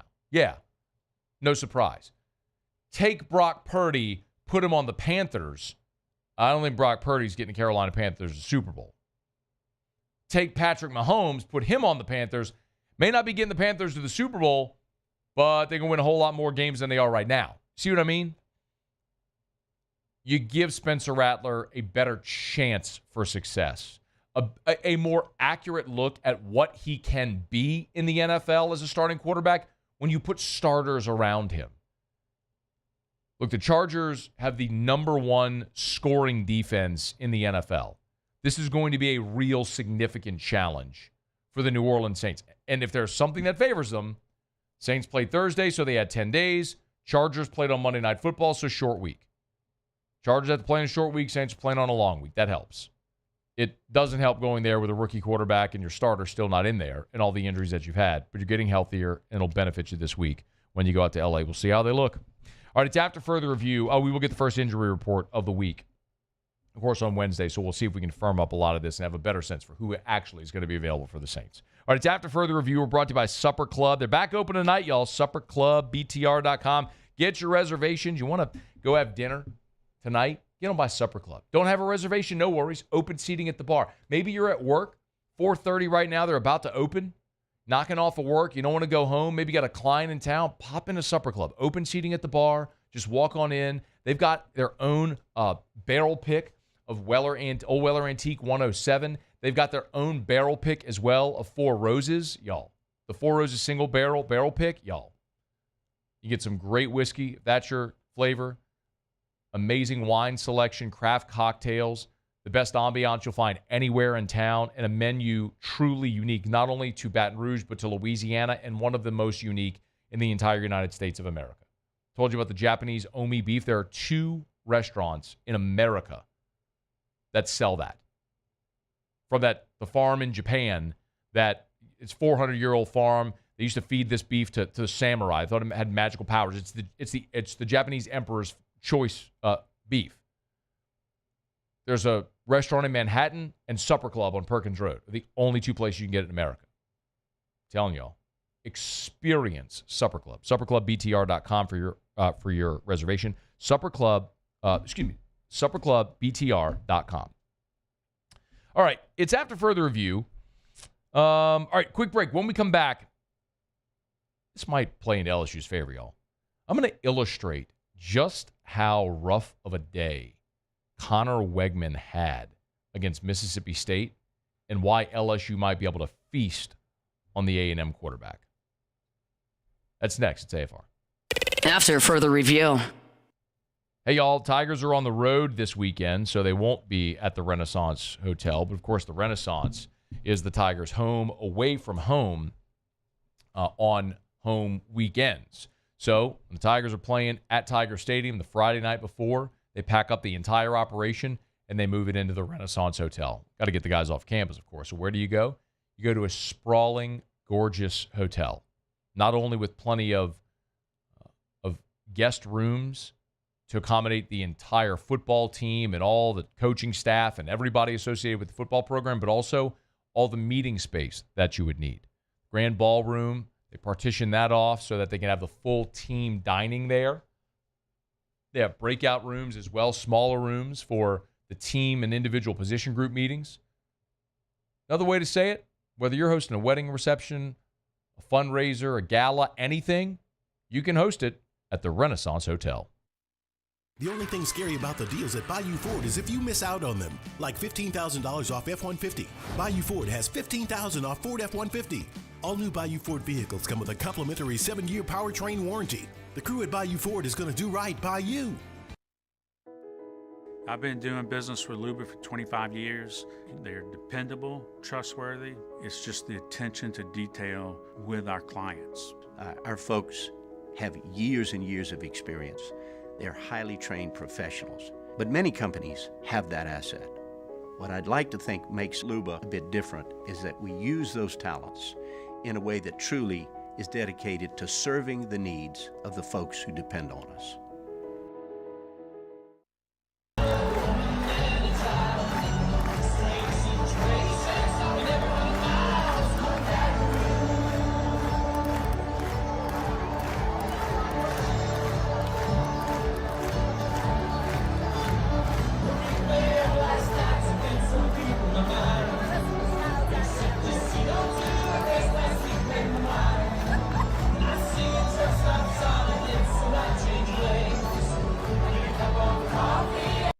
Gulf Coast Office Products is a nationally recognized Savin office equipment dealer based right here in Louisiana. Over 100 employees strong, Gulf Coast has the boots on the ground to support all vertical markets, from education, engineering, legal, and finance. With the latest in office technology, from desktop to production segment units, Gulf Coast and Savin have the perfect fit for you. Call 225-756-2644. That's 756-2644 for Gulf Coast Office Products.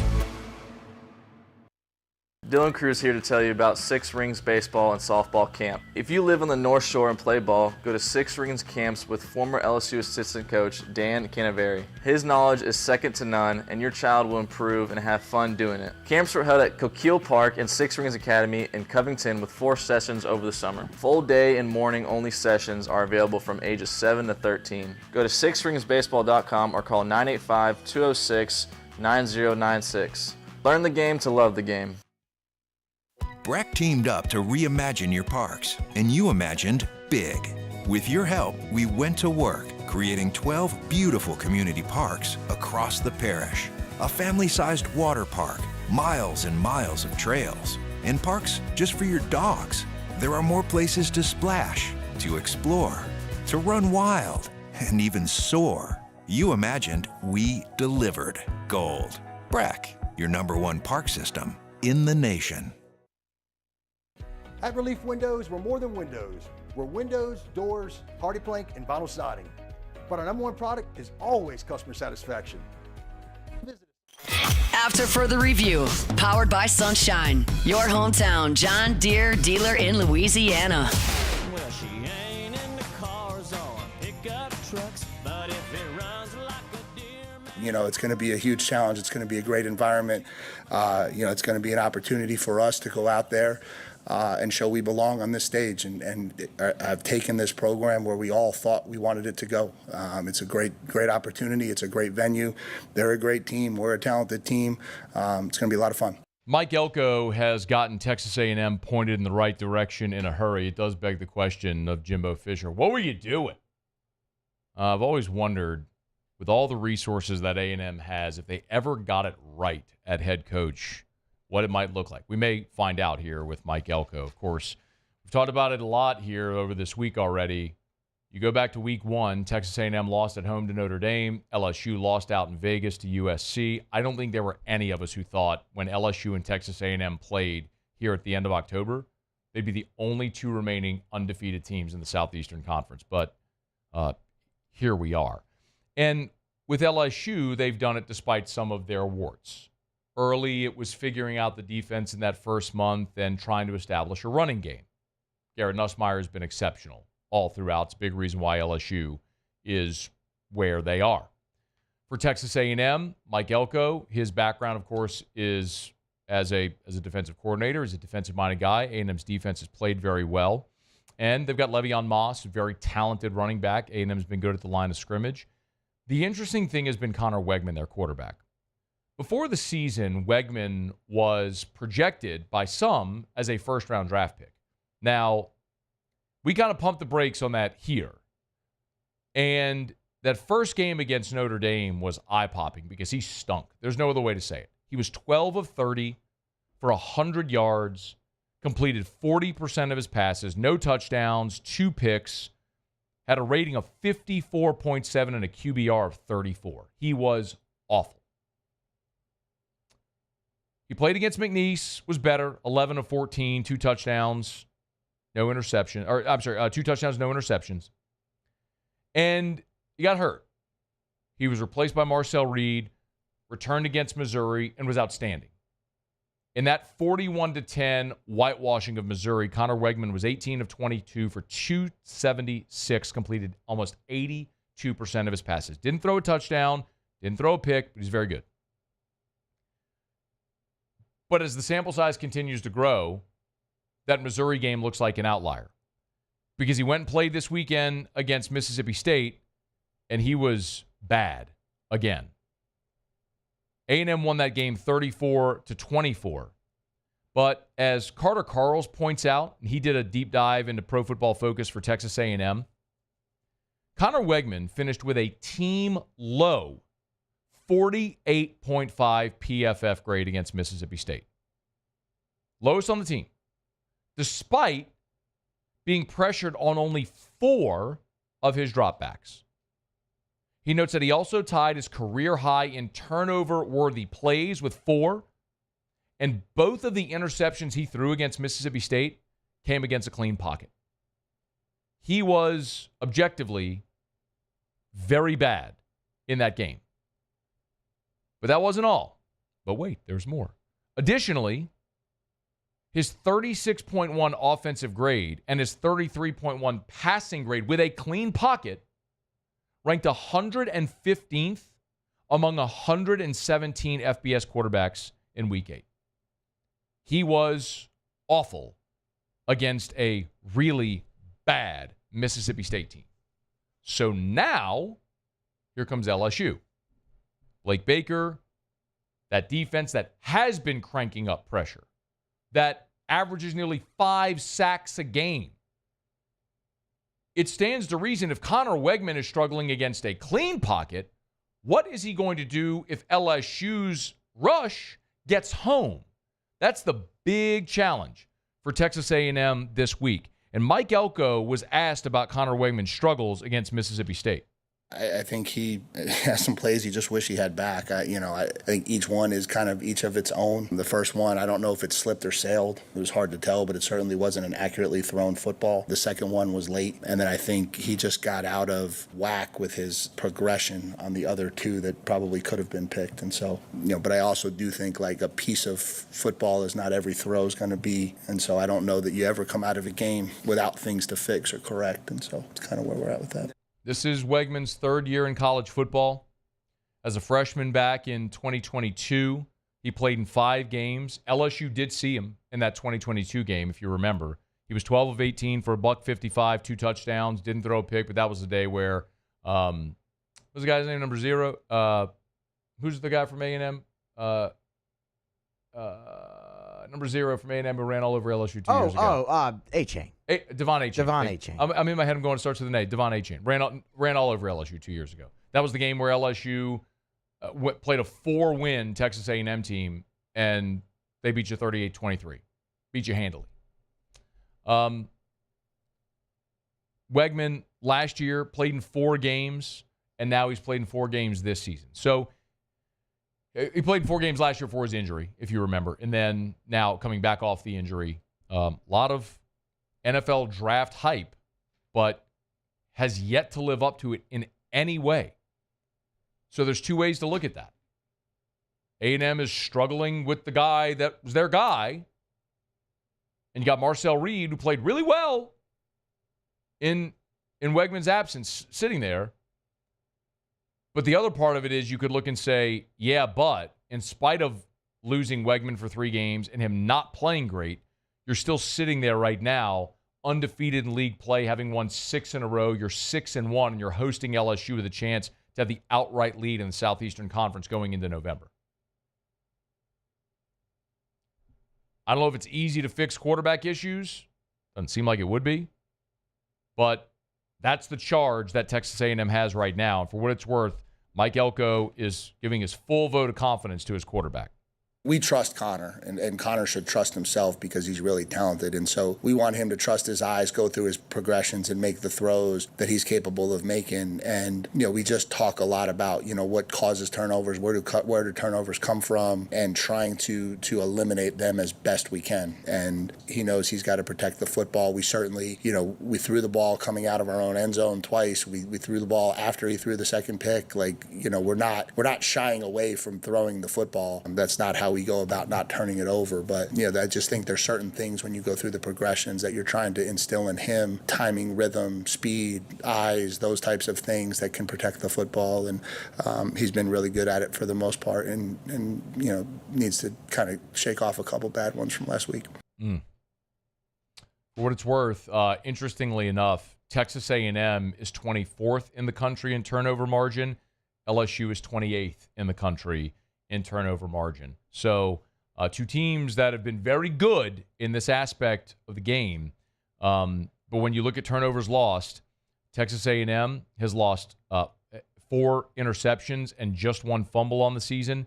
LSU has lost 7 with 6 picks and the 1 fumble. So the other part of it is the turnovers gained, where LSU has gotten 11 turnovers. Texas A&M has gained 10 takeaways. So that could be your game within the game. Which quarterback protects the football? I mean, oversimplified, of course, turnover margin is always something that matters. But these are two teams that turnover margin has been good. But the important part here is that Wegman's turnover issue has come in the 4 games he's played, where Nussmeier has played in 7. So file it away. See if Wegman can shake it off. Taylor Swift. See what I did there? Brought to you by Shawbills Tire and Auto Service, ShawBillsTire.com. Hey, maybe you're heading down to the Big Easy to go watch T-Swizzle this weekend. Need new tires before you do? Need your tires repaired? Need your tires rotated? Get on by Shawbills. They'll sell you name brand tires at wholesale prices, and they'll keep you coming back year after year after year because they treat you like family. Maybe you're hitting the road to College Station to go watch the Tigers and the Aggies. You need that oil changed. You got the check engine light on. Whatever service your vehicle may need, bring it to Shawbills. They'll never upsell you. They're never going to overcharge you. Nothing that's going to make you feel uncomfortable. They believe you are entitled. It's part of their customer bill of rights. They have it on their website, stated in every one of their stores. Their customer bill of rights, things you as the customer are entitled to, including the lowest price on name brand tires. ShawBillsTire.com, ShawBillsTire.com. Shawbills, we keep you rolling. All right. You still have Tigers in the pros to wrap up hour number 2. Sean Salisbury in 15 minutes from right now. I do want Sean's take. Not only Garrett Nussmeier was awesome talking about Nuss last week, but I want his take on Connor Wegman. We're going to get to that. It's AFR. AFR. We are 9 days away from Halloween, y'all. How about it? Going to be carving some pumpkins, decorating some pumpkins. You need those pumpkins? You know where to get them. Get them at Clegg's Nursery. Get on by any of the 4 locations. Segan near Airline, LA 16 in Denham, Mid-City on Donmore, and the Garden Center on Greenwell Springs. I tell you every day to buy local and shop local over at Clegg's Nursery. And if you are decorating right now for fall, there's no better place to do it. Decorating for Halloween, get on by and shop the best of 225 over at Clegg's Nursery. Any of the 4 locations. If you need pumpkins or hay bales, squash, gourds, corn stalks, scarecrows, all the things, all your earth tones, those oranges and yellows and greens and browns to decorate your front porch, your back patio, your office building, or to get those pumpkins for carving this Halloween. They'll find them all. You'll find them all at Clegg's Nursery. Buy local, shop local. Tell them Matt sent you in to Clegg's Nursery. Bayou Chrysler Dodge Jeep Ram can get you in a new 2024 Ram 1500 truck for only $32,898. $32,898 for a new Ram 1500 truck. All new Bayou Automotive vehicles come with a complimentary 7-year powertrain warranty. The crew at Bayou Automotive is going to do right by you. Gulf Coast Bank and Trust is giving our customers the power to bank anywhere, anytime during this challenging event. And we're right there with you. Our mobile banking app is a smart way to manage your money and time. Gulf Coast Bank and Trust, the bank that cares about you. At Atmos Energy, our Smart Choice solutions help customers save energy and emissions with rebates up to $500 off high-efficiency natural gas appliances, smart thermostats, and weatherization upgrades. Together, we're fueling our energy future. It's an everyday thing here. We work horses in the mornings and we work on the property during the day, and without these John Deere tractors, it'd almost be impossible to keep up with the place. I've dealt with some of the other colors and stuff, and I never really got the response back that I get from John Deere, We really enjoy dealing with Sunshine. They're good people. They always check on us and make sure our equipment's running, and we love them. Flip the switch and learn more about what it means to be powered by Sunshine at sunequip.com.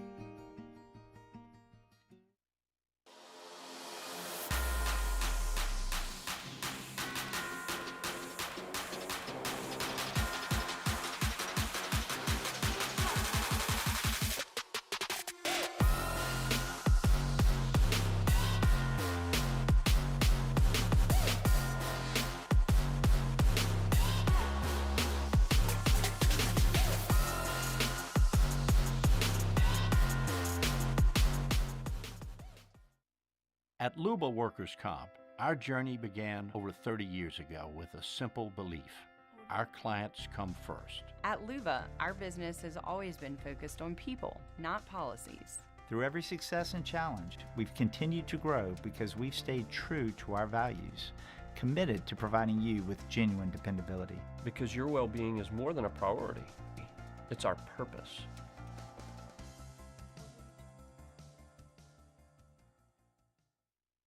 Electricity is all around us, and our families depend on it. Every day is sparked by the power of a cold drink or a warm meal, a movie night, and a comforting light at the end of a dark hallway. From sunrise to sunset, playtime to bedtime, our team is ready to take care of your electrical needs. Even in the case of an after-hours emergency, the light in your life shines brighter with Mr. Electric.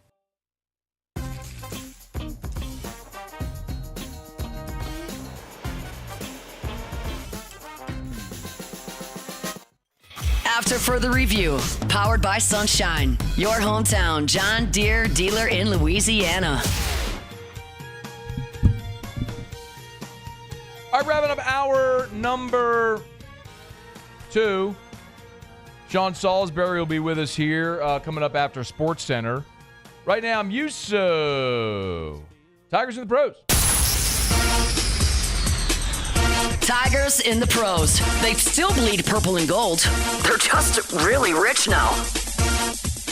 Yesterday, we passed along the news of Jaden Daniels' injury and the update from Dan Quinn. Of course, Daniels injured his ribs very early in the game on Sunday. I believe it was the first drive. Was held out the rest of the way. Dan Quinn after says Daniels is week to week. Well, we have another update. Ian Rappaport of the NFL Network is reporting that Daniels' status for Sunday versus the Bears is, quote, very much in doubt. Rappaport notes. Probably smart. Rappaport notes it's not a serious injury, not expected to hold him out for multiple games, but Washington, Daniels being their franchise quarterback, could use an abundance of caution in this game and hold him out, just give him an extra week. Interesting to note, though, that game was flexed to the afternoon window just because of the intrigue surrounding it. The interesting, who are they playing? The Bears. The Bears. Yeah, the first two picks to drive. The interesting thing about it is with a rib, we just noticed over the years, like, there's nothing you can do to heal a rib. It's just time, and so it's just pain tolerance. So, like, how effective can he be? If he's got, I don't know if he has cracked ribs or whatever. They're not really saying. They're not saying the extent of the injury, but a bit of a bummer. It's definitely a bit of a bummer, but glad it's not anything long term. So we'll keep you updated. I'm sure we'll have more updates throughout the week. Another injury, actually, update to pass along to you. The Steelers expect Dante Jackson to play in their Week 8 matchup. He suffered a shoulder injury in the Steelers' win over the Jets on Sunday night. Steelers head coach Mike Tomlin met with the media today on Tuesday and did say that Jackson may be limited in practice, but he's expected to be available versus New York on Monday night. Jackson started all 7 games for the Steelers, 20 tackles, 3 interceptions on the year. He's been very, very productive. Christian Fulton last night on Monday Night Football, if you were watching on ESPN Plus, did make his return. He was activated after suffering a hamstring injury. There was some doubt in his status for last night's ball game, but did play. Didn't register a snap, but was on the field didn't register a stat, but was on the field for 10 snaps. Look for that workload to increase. And then the NBA is back tonight, Matt. Naz Reid will be on the... I don't know if you were going to get us an NBA update. Yeah, Naz Reid will be on the floor tonight. The Timberwolves open their season against the Lakers. Naz, of course, last year averaged 13-5 and took home 6th man of the year in the NBA. If he had stayed, he would have been MVP. MVP? We'll see what he does for an encore here. That's Tigers in the Pros. Presented by Relief Windows, reliefwindows.com, windows, door, siding. Oh, yeah, they do shutters as well over at Relief Windows. Hey, if you're visual like me, you would probably really appreciate the technology Relief Windows has. Like, I can't just look at a sample of something and know what it would look like a sample of siding or a piece of a window pane or something, and know what it would look like in my house. So at Relief Windows, they have this 3D technology program whereby they can show you exactly what your house would look like with that siding, with that entry door, with those windows, Just another way that they go above and beyond in the entire experience. It's at Relief Windows. Windows, doors, siding. They do shutters as well, and they service the entire Gulf South. So check them out at Relief Windows and reliefwindows.com. Energy-efficient replacement windows, beautiful entry doors, hardy plank vinyl siding, shutters as well. It's Relief Windows and reliefwindows.com. All right, y'all, 2 hours in the book. Shea Dixon was here, hour one. Derry Beckwith earlier this hour. If you miss anything, you can catch AFR on demand. Just search After Further Review in your favorite podcast app or on YouTube. You'll see us there. All right, Sean Salsbury coming up right after SportsCenter. Love our chats with Sean every week. Got to get his take on Connor Wegman and Spencer Rattler starting for a third time. AFR. Kill mold, remove odor, parish restoration. That's the ticket, y'all. This patented non-toxic dry fog treatment that I've been telling you about for years.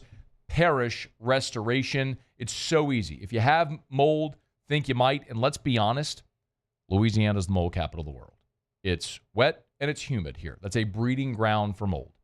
If you've had water intrusion in your house, chances are somewhere along the way you got mold as well. There's an easy way to find out.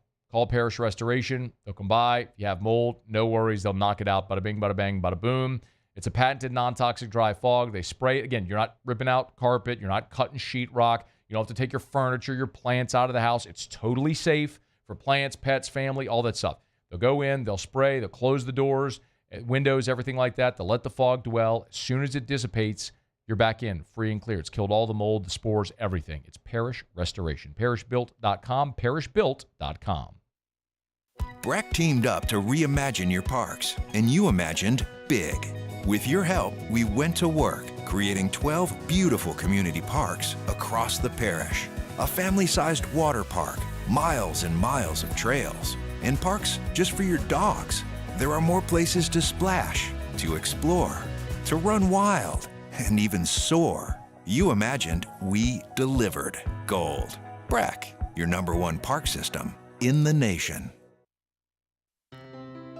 When it comes to ending cancer, we push forward, always working together for you. That's why our cancer experts at Ochsner have clinically integrated with MD Anderson Cancer Center. This means advanced cancer care, including access to life-saving clinical trials and integrating care to treat the whole you. Introducing Ochsner MD Anderson Cancer Center. Long live you.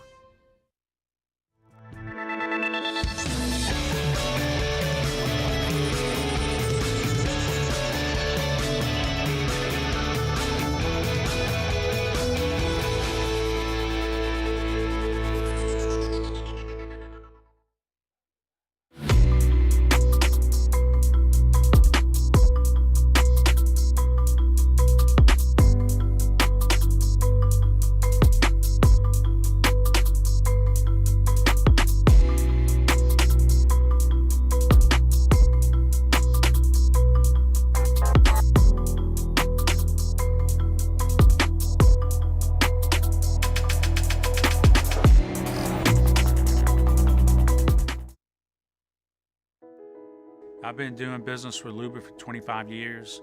They're dependable, trustworthy. It's just the attention to detail with our clients. Our folks have years and years of experience. They're highly trained professionals, but many companies have that asset.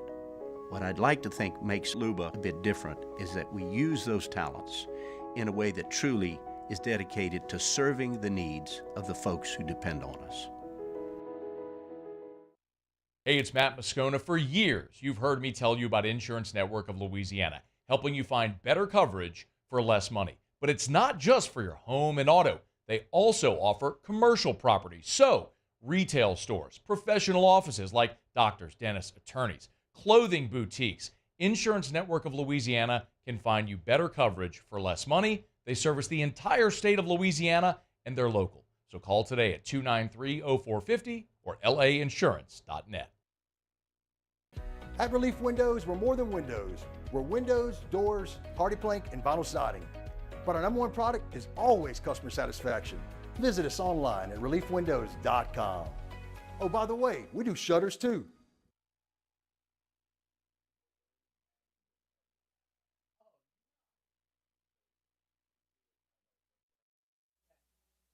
This is SportsCenter. I'm Christine Lisi. On NBA opening night tonight, the Celtics will raise their championship banner and then host the Knicks. ESPN radio coverage in 1 hour. Star big man Joel Embiid and forward Paul George will not be on the... Hey, Sean, can you hear me? All right, perfect. We're in SportsCenter break. Just hold tight. Stephen A. Smith. I think it's a harbinger of things to come, particularly when it's with Joel Embiid, because he has a history of injury. I mean, my God, he missed his first 2 seasons of his NBA career because of injury. Bottom line is that I don't blame them for being cautious with him. I don't blame him for being cautious with himself. He's already achieved greatness, league MVP. His whole objective is to be ready for the playoffs. Stephen A. Smith on Carlin versus Joe. NFL Buccaneers receiver Chris Godwin will undergo surgery on his dislocated ankle. Likely is out the rest of the season, according to Coach Todd Bowles. Receiver Mike Evans out at least until after the Week 11 bye, that is, with a hamstring injury. NHL Panthers forward Matthew Tkachuk, sidelined the last 5 games, returns tonight versus the Wild. ESPN Radio is presented by Progressive Insurance. Make sure your family is well taken care of with life insurance. Protect your phones, laptops, and more with electronic device insurance. And cover your furry friends with pet health insurance. Matt Moscona. I'm very important. After further review. Say it one more time. After further review with Matt Moscona. And here we go. Live from the Mercedes-Benz of Baton Rouge studio. Let's ride! Go!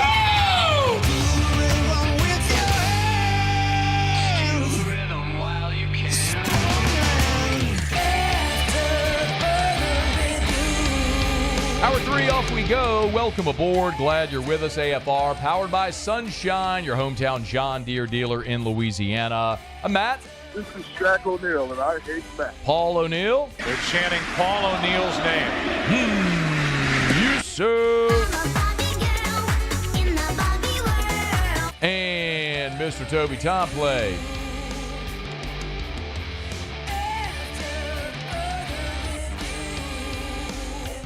All right, we're here. Glad you are as well. 5 o'clock quitting time. Glad you are driving home with us. Every Tuesday, it is our pleasure to be joined by Sean Salsbury, one of the best when it comes to talking football, certainly quarterback play as well. You can catch him weekday mornings in Houston, and he's on Twitter, X, @Sean Unfiltered. Love having him with us as always. Sean, how are you, man?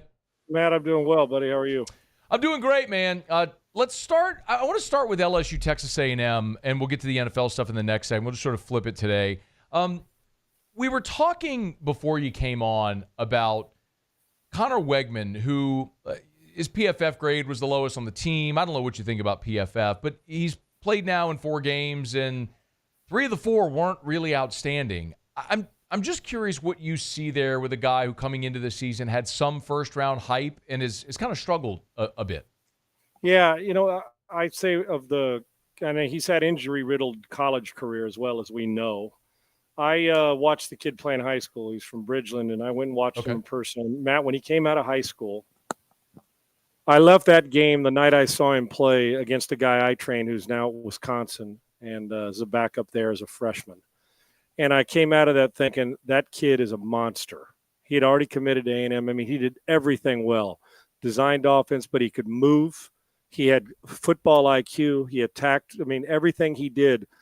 I walked away from there saying A&M's going to have themselves a good one. So as I digress a little bit, and then, the injuries and the rest of it, I can tell you there's probably a handful of things that I'm surprised about in college football yet. And this year probably more than ever, how great, like the Indiana's, maybe not surprised, but it's a different season. He's one of the top ones that his struggle. I know when you come off injuries, I really am surprised because I went into this season thinking that, and even last season talking about Cade Klubnik, who's also a Houston, an Austin guy, and Wegman saying both of those guys, when they went in as freshmen, I say if the starting quarterbacks in front of them don't play well, like Uiagalelei before he transferred in, and at A&M, I said both of them will play and start as freshmen because I felt they were that mature. Wegman can play. It's a bit shocking. He's got better movement than you see, and maybe the banged-up injuries are preventing it. But there's a confidence missing from his throwing game because when I saw him, he was unflappable. And I still love him. I would, if I was at LSU, I'd anticipate that he's going to start playing better. But the trend is this year he's just been an average player, and was injured. Then the other kid came in and got him on a winning streak, and they won't. I mean, they'll stick with him as long as he's playing well. But if this gets out of hand and they're not playing well and he's turned the ball over, they will turn to the other kid because he's an electric talent as well. But I think Wegman can play. I do. And there wasn't anything I didn't like about him, Matty. You know what I'm saying? Yeah. But he has not gotten better. And maybe that's the injuries. Maybe there's a little confidence. Maybe he's still struggling with, trying to roll with this offense. But I do believe he's a good player. And I would expect if I was LSU, he's going to play better because right now he's not a first rounder. Right now he needs another year of school. I think he's a junior or a sophomore after the redshirt year, depending, but 3 years on campus this year, I believe. So it is he can play. But he needs to get that confidence back because he's a far better thrower than we have seen this year. That I promise you. Sean, just real quick, what do you make of Pro Football Focus grades? Do you put any stock in that?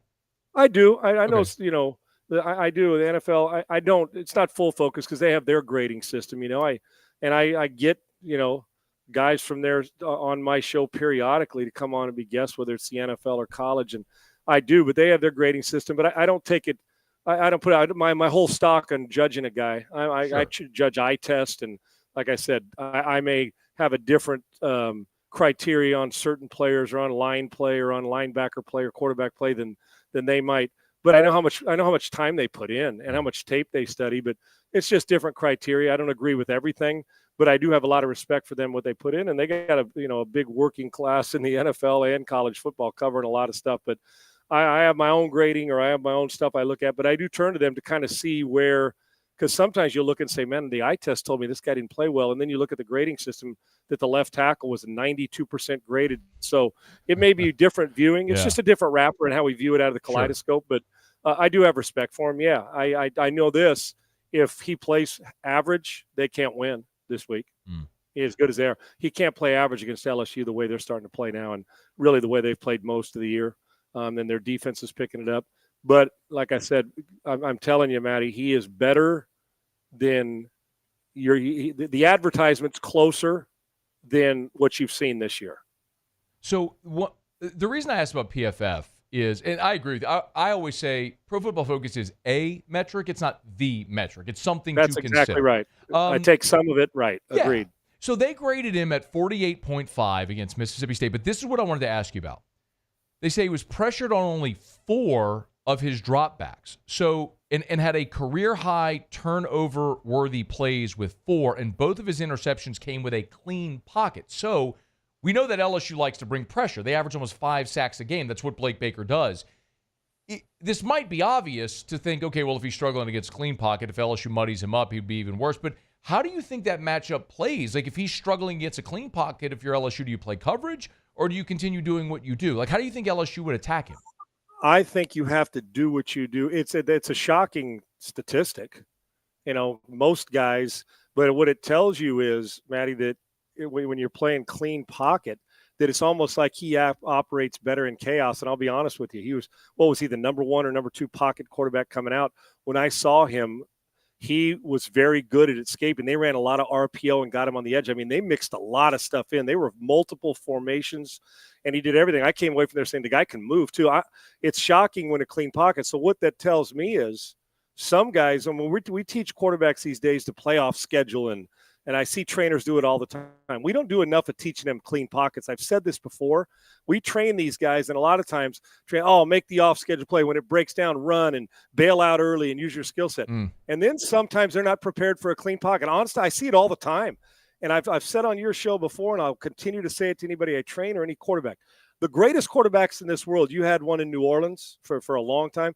They dominate. They make the simple play all the time. The ball rarely hits the ground on the simple play. Then the big one comes up, Mahomes running, Breeze hitting a double move go route. Those things come up. You don't live there. You may rent some space there and lease some of that space. Nobody lives there. Where you live is can you make the ordinary play look ordinary? Some guys make the ordinary play look extraordinary. They'll yank it into the ground one play, throw it wide on another, and then get a first down. And then they'll hit a hole shot where there's like a coffee can size window, and you're like, what in the world? So if I'm LSU, I have to be multiple. I don't know about exotic, But I don't want to give him a look because he is a guy who's a high football IQ guy. At some point in time, you're going to start getting into rhythm with a clean pocket. You just are. Otherwise, you got to take the uniform off and go hand out Gatorade. I mean, and I think Connor Wegman knows that. So if I do what I do and make adjustments. Now, the stat is glaring, but what happens if you're not prepared for what you do and you come out clean, you play a clean pocket and the guy goes 9-9? Well, then you better be prepared to adjust. So for me, it's do my stuff. Would I study, and it's not just him, study, obviously releases and what formations they're going to use to try and clear it. But I would go with what I do. I would pressure, and I would get after him and do what you like to do, because normally those things, and what pressure does, Maddie, it means a lot of times man-to-man, a lot of times, unless it's a 4-man or 3-man rush, is it's a one-guy read. And I think we talked about this with Rattler pressure, and it kind of takes decision-making out of it and allows the guy to get back into confidence because, I'm going to beat you on the edge. You pressure, I got that read. Zone and non-pressure, clean pockets, you got to work through your progressions. And obviously he's not doing that well, but clean pockets should be like shooting fish in a barrel, and he's not done that. That's why it's so alarming to me how he's playing. But if I'm LSU, I don't come in and completely crap can what's got me here. But you better have different looks and also maybe you show him pressures and that, and then drop into zone, and then you show him zone and drop. I would do a lot of stuff because I can tell you this, I promise, and I've talked to people. The guy he's got some football savant in him. He knows how to read a coverage. So, and I would test him, give him a clean pocket, see how he starts off. He goes 5 for 5, make your adjustment, but always have in your bag what you do well. I don't ever get away from what I do and do well. It's like telling the Baltimore Ravens to hand the ball off to Derrick Henry 3 times. Don't do that. Who would you do run that? It. Yeah. You run it, and then we'll adjust from there until they prove they can stop you. So it's the same thing here. Advantage quarterback play, Nussmeier, but this could be sneaky if you're not. If he finally finds his way, and the reason they got him out of Bridgeland and thought he was a big-time player coming out of high school. Sean Salisbury is our guest. Let me knock out a break, come back. I do want to ask you about Nuss against the A&M defense. I got to get a thought on Spencer Rattler because it looks like he's going to get some weapons back. So how much better might it look for New Orleans? Obviously better when you have better players around you. But we'll get to that with Sean Salisbury as well. Glad you're with us. It's Tuesday edition of AFR powered by Sunshine, your hometown John Deere dealer in Louisiana. AFR. Man, I love telling you about Rouse's, the official supermarket of the New Orleans Saints. More than 70 locations, y'all, from Lake Charles to Orange Beach, points in between. Just opened up last week their newest location in Biloxi. Bottom line is, they started down in the Bayou region, and, man, they've continued to expand throughout New Orleans, all of Louisiana, and then all of the Gulf Coast as well. Continuously voted the best of 225, best of New Orleans, best of Lafayette. Everywhere you go, they win awards because at Rouse's, it feels like home. They do an amazing job of selection, do an amazing job with their staff of making you feel welcomed like you're at home. And, of course, they love to source locally. It's one of the things I told you that's been most eye-opening. When you go grab a Rouse's branded product, you look for products with a little red R with a circle. It's amazing. They locally source every ingredient possible at Rouse's. It's their value to local. It's Rouse's, the official supermarket of the New Orleans Saints. Bayou Chrysler Dodge Jeep Ram can get you in a new 2024 Ram 1500 truck for only $32,898. $32,898 for a new Ram 1500 truck. All new Bayou Automotive vehicles come with a complimentary 7-year powertrain warranty. The crew at Bayou Automotive is going to do right by you. I've been doing business with Luba for 25 years. They're dependable, trustworthy. It's just the attention to detail with our clients. Our folks have years and years of experience. They're highly trained professionals, but many companies have that asset. What I'd like to think makes Luba a bit different is that we use those talents in a way that truly is dedicated to serving the needs of the folks who depend on us. The Windsor Senior Living Community in Mandeville, Louisiana is a beautiful, vibrant apartment community geared towards seniors. They are nestled right in the heart of Mandeville, where seniors live a more carefree lifestyle in spacious apartments with the peace of mind that comes from having a little extra help. Call the Windsor at 985-624-8040 to schedule a lunch and tour. Come see how the Windsor can be your passport to peace of mind. Jerry and Benny Payne began Central Plumbing Company out of their driveway in Tanglewood subdivision. 50 years later and 4 generations down the road, we continue to serve Baton Rouge and the surrounding areas for all of their plumbing needs. Residential, commercial, industrial, or hospitality, Central Plumbing is here 24/7, 365. We want to thank our customers, family, and friends for 50 years of success. And looking forward to 50 more. Gulf Coast Office Products is a nationally recognized Savin office equipment dealer based right here in Louisiana. Over 100 employees strong, Gulf Coast has the boots on the ground to support all vertical markets from education, engineering, legal, and finance. With the latest in office technology, from desktop to production segment units, Gulf Coast and Savin have the perfect fit for you. Call 225-756-2644. That's 756-2644 for Gulf Coast Office Products. Dylan Cruz here to tell you about Six Rings Baseball and Softball Camp. If you live on the North Shore and play ball, go to Six Rings Camps with former LSU assistant coach Dan Canaveri. His knowledge is second to none, and your child will improve and have fun doing it. Camps were held at Coquille Park and Six Rings Academy in Covington with 4 sessions over the summer. Full day and morning only sessions are available from ages 7 to 13. Go to sixringsbaseball.com or call 985-206-9096. Learn the game to love the game. Gulf Coast Bank and Trust is giving our customers the power to bank anywhere, anytime during this challenging event. And we're right there with you. Our mobile banking. After further review, powered by Sunshine, your hometown John Deere dealer in Louisiana. Plowing these fields in the hot summer sun, over by the gate, Lordy, here she. All right, glad you're rolling along with us here. And love our opportunity every Tuesday to visit with Sean Salsbury. Great stuff there in that first segment talking about Connor Wegman, who LSU will face in College Station on Saturday. Sean, I want to flip it and ask you, you raved last week about Nussmeier. I'm curious what you think about the matchup with Nussmeier, this LSU offense, which kind of feels like it's finding a running game against that Texas A&M defense. It'll be important. We know Mike Elko can coach defense. There's no secret there. And he said he was going to come around and make them a dominant defense, and they are. This looks like, wrecking crew defenses of years past. They're a top 20 defense, and they're really good. And the reason why is while he's at times, Matt, you know this, when a coordinator, guy who's been there, goes head coach, comes back.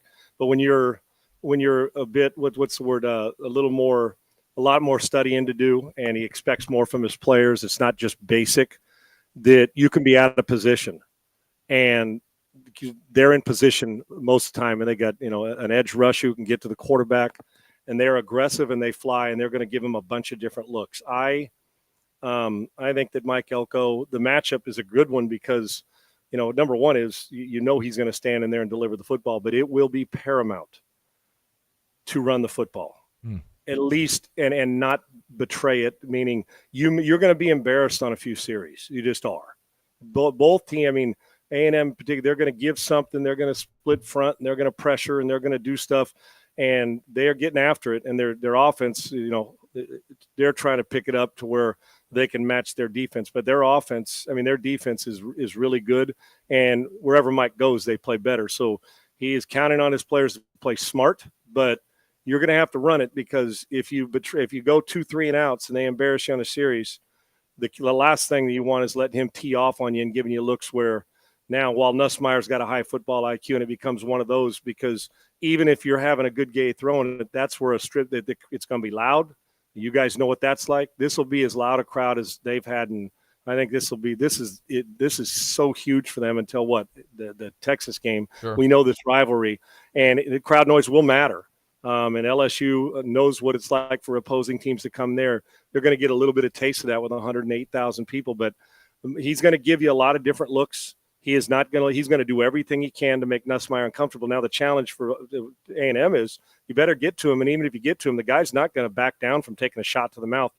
And even though Nuss has had his moments of careless football, the one thing I love about him, he doesn't disappear in big moments. And so it is going to be one of those. This is a great chess match with his football IQ and Brian Kelly's team and their offense against a really good defensive coordinator and a defense who bought in. So you should expect a lot of looks and expect to be embarrassed on a couple series. It's just going to happen. With that being said, you at least got to have the threat, because what it'll do, it's going to give you, if you come out and are running it some, or at least they have to defend that, he's going to have some second level windows in play action that are going to be huge for him. And what play action does also, as far as pass protection, it turns the line back, and you're blocking gaps, which will give help on an edge rusher who's pretty damn good. And so I would expect to see more of that as well this week to sew up protection. But it's going to challenge Brian and Nuss. It's going to challenge their, that offense and the multiple fronts and defense they'll see. But they are sound, and they're not out of position very much. And to me, that's about 70% of the battle, where if you're playing a coverage, you get to your spot, and Mike is disciplined, and Mike expects you to be where you're supposed to be. And once you are, that's 70% of the battle when you're playing football and big-time college football. Be a big one in College Station Saturday night. We're looking forward to it. Sean Let me Salisbury. say one more thing about Yeah, Nussmeier. please. And I was saying on my show real quick, and I rave about him and his toughness. If I was drafting today, based on the overall thing, the performance this year, I'm just like Carson Beck, Garrett Nussmeier, or Quinn Ewers. And I've known Quinn since the 8th grade, and I think he's a great kid and a really good player. And Carson Beck, they're both big guys. I'm going to tell you now, I'll bet you there's some out there and that would draft Nussmeier ahead of both of them right now. I'm just telling you. And I know it's early, you're not worried about the draft now, but the guy can play, and I think you're only going to see better. Now, the numbers aren't going to be as gaudy as some, but I'm just telling you, this guy can play, and I love the challenge, and I can't wait. If he goes in there and has one of those big Heisman moments, he's not going to win the Heisman, but I'm just saying, has that moment, you're going to start to hear whispers as the season rolls along, with them being in number 8 and in a great position right now. Oh, yeah. Hey, I'm not predicting them to win out, Sean, but he's got 2 big stage opportunities left this Saturday when the whole country will be watching, because there's no other great biggest game of the weekend, no question about it. And then after the bye, when they're at home against Alabama, which I think we're all anticipating will be a primetime game as well, the country will be watching that one too. So he's got the thing that every coach wants: a mental, emotional, and physical toughness in duress that and comes from good DNA, football IQ. The 2000, I'll win more often than I'll lose with guys like him, and that's not to just those guys are both going to be first round picks, I imagine. But I'm just telling you that the guy is under, maybe a national focus, because we don't talk about him enough. You and I do. Underrated, but if he can play. And we all know that, but the national stage is going to be set for him to take the next step, where people are like the wow factor games that he's got an opportunity to perform. Hey, man, the Saints were on a national stage on Thursday, and they fell flat on their face against Denver. The injuries have been bad. We all know that. Are you Dennis Allen said they're going to start Spencer Rattler this weekend if Derek Carr is not back. Would you give any look to starting Jake Haener this week against the Chargers out in L.A.? No, I want to see Rattler another week. I think that he's been hampered by big play weapons. And I'm not, we always ask our quarterbacks to elevate when their guys are injured, but not everybody wears 15 in Kansas City, and not everybody's Jaden Daniels from the Burrows of the world. Good gracious. So I'll tell you what, though, if it starts off and there's a major struggle and you're going through it, I'm not in the feel-good business of worrying about somebody's feelings of giving them a hook if it's not. He got a long way to go, and there's a lot of football in front of him, and Haener's got a little more experience. I'm anxious to see how vertical they play and how many shots they take as they start to get healthier, because it does matter. It does matter. Last week, he high percentage completions, but there was the big plays are not there. So it can't help. It can't hurt, but having guys back where you can at least take some shots and at least widen some windows. So I'm okay with the Rattler thing. Like I said, I think I have a pretty good idea. It's a situation now you're trying to find somebody that just steps up and owns it. But you cannot, if you're Dennis Allen, hesitate if it's a miserable first half. You're going to have to make a change. I'm anxious to see how Rattler does with healthier weapons, another game under his belt. The truth of the matter is, this game, it's like it almost would be like treating a bullpen game in baseball, right? Now, who your starter is, but if it doesn't work, hell, I'll use I don't care. And then when Carr comes back, we know he's going to be the starter. But I still think there's plenty to find out about Rattler and giving him some weapons. Let's see how he comes out of the chute with weapons and protects the football. And if not, the backup's quarterback's job is to be ready, and Haener will be ready if it comes to that. But you're just trying to scrape out a win any way you can. But getting some personnel back is especially for a young guy who's, they're swimming. They don't have any idea what's going on right now. They just don't, and they're just trying to find the open guy and go through it. They think they know, and next year they come back and say, "Hey, I knew nothing." And it's the same thing here. And you just hope he can have some help from his players, but that's natural. It happens to all the young guys. Hey, you mentioned both Daniels and Burrow. I did want to get a thought. We have a couple minutes remaining on each of those guys. Jaden's dealing with his first injury. It's a rib. We don't know if it's broken or what the case is, but it sounds like he's gonna miss this week. Yep. When you watch him play, this is always the concern, right? Is his style when he runs, and could he get hurt? How much caution do you have with Jaden moving forward after this? A lot. It's not team caution. It's him. It's him. If you said, Sean, what's the one, if coming from last year and watching how he's handled his ascent to being a leader and the rookie of the year top candidate, and people raving about him, and his accuracy is uncanny. Is you got to protect yourself more, Maddie. We're in a time, and that if you say what's the weakness, like, dude, get down, get out of bounds. He wants to. I mean, he's not Derrick Henry, okay, at 250 or 260, an M&M away from 265. And but the truth, they add up, and they do start to take their toll. And you don't need to prove anymore. If I could set him down, the first thing I'd say is, dude, special, love you. You don't need to prove to anybody you're tough. I may have said this on this show before. In the second quarter, when you're up 7, and it's second and 8, and you run for 7 yards, and there's 3 dudes you got to take on, it's okay to get down. We got 2 downs in their territory to get it. Now, in the fourth quarter, we're down 5, and it's 3rd and 9, and you got to run through somebody, my man. That's just being a football player. But there's a time and a place. He's got to be judicious. I'm not worried about accuracy, his leadership, his ability to throw in tight windows, his athleticism. All those things are off the charts. I got to keep him from himself.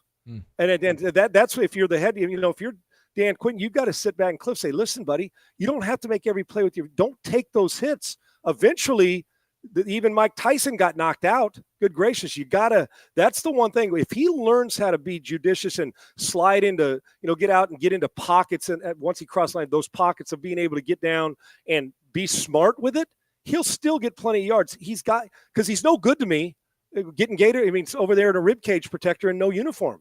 And I mean that as a compliment because he's so advanced right now. Quit taking these hits. But you know this. He took some at LSU. Yeah, he did. And I love too many of them. And his courage is one thing. Everybody on that team knows he doesn't have to prove courage. And if you're a lineman, heck, I'd go up and grab him by the back of the jersey and during the practice week say, listen, we need you in this huddle.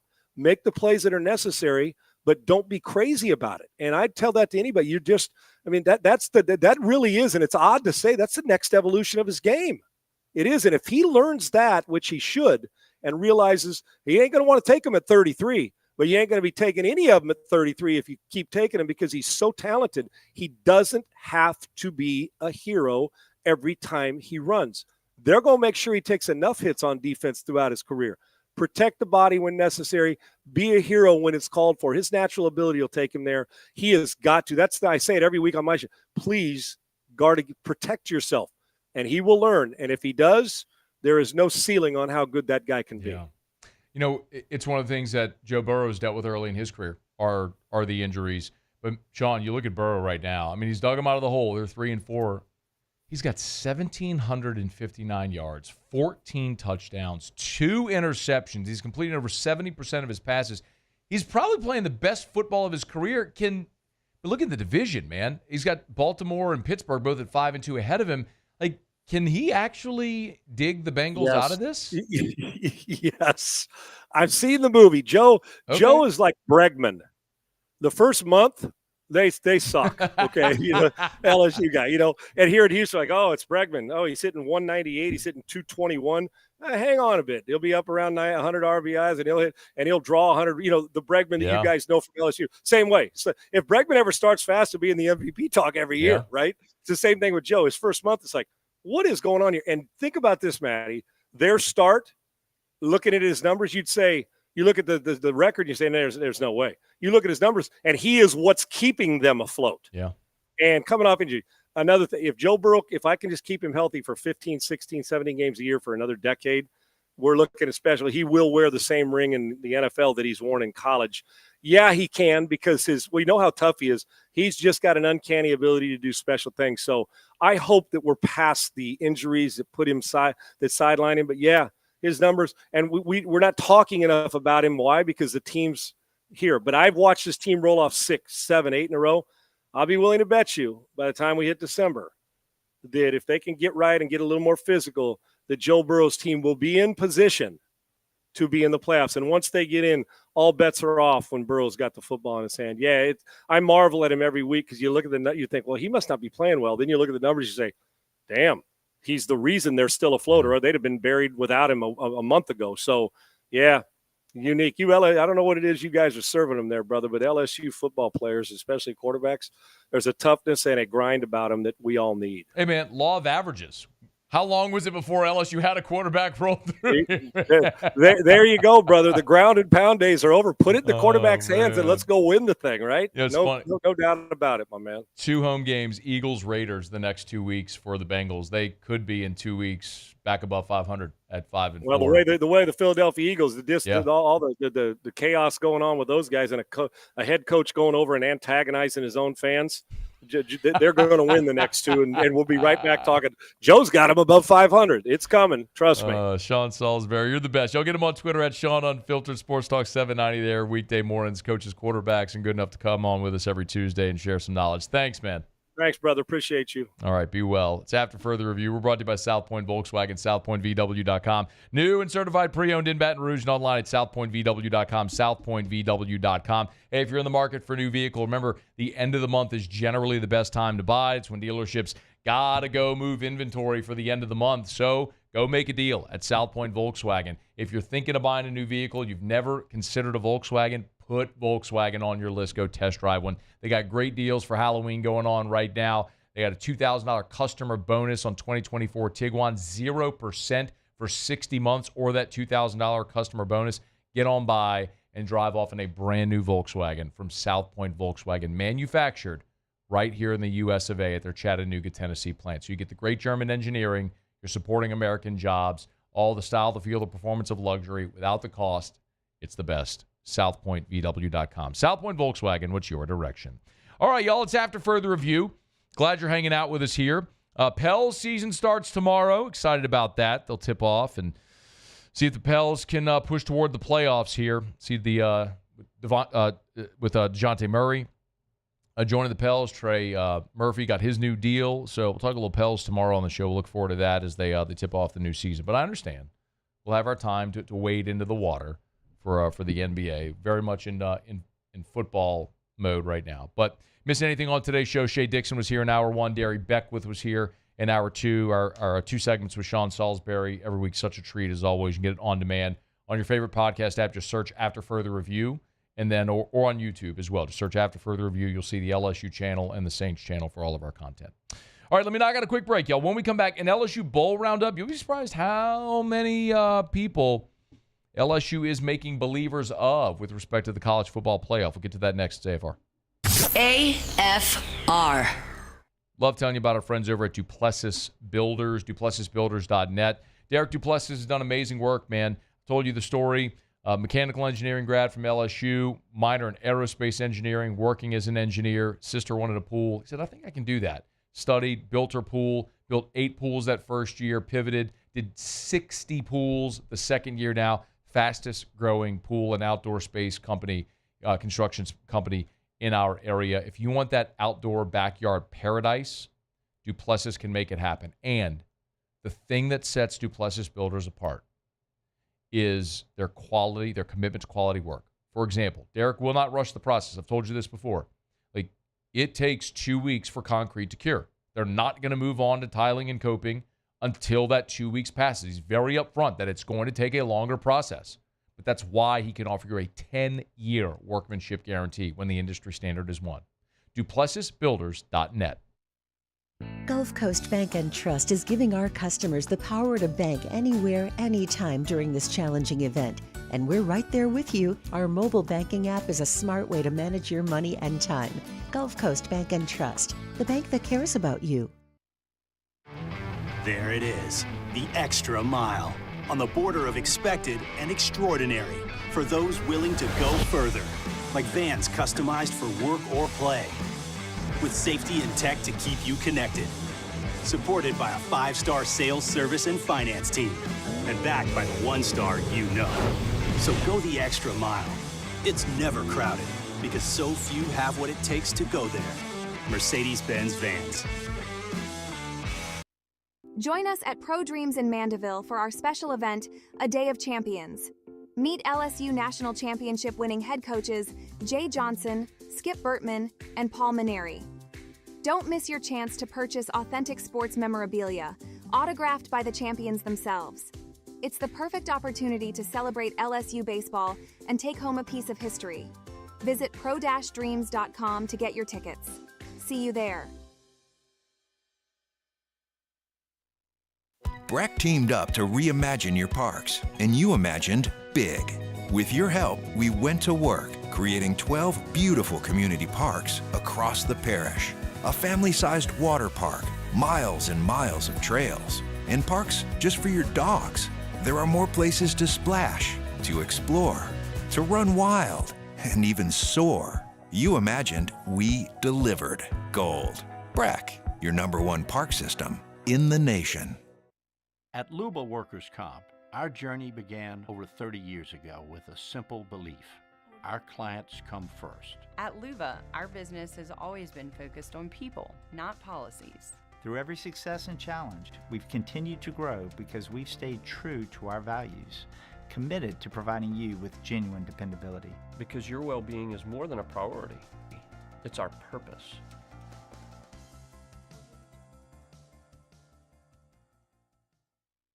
Electricity is all around us, and our families depend on it. Every day is sparked by the power of a cold drink or a warm meal, a movie night, and a comforting light at the end of a dark hallway. From sunrise to sunset, playtime to bedtime, our team is ready to take care of your electrical needs, even in the case of an after-hours emergency. The light in your life shines brighter with Mr. Electric.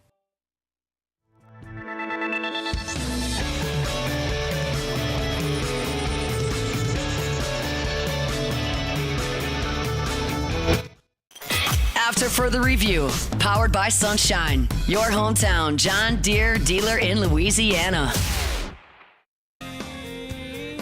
She thinks my tractor's sexy. It really turns her on. She's always staring. Love that song.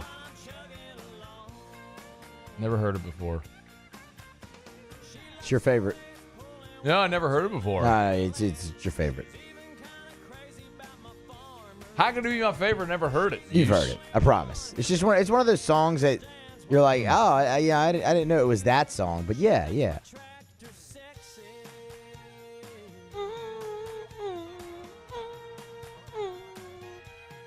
Got a lot of bowl projections out there.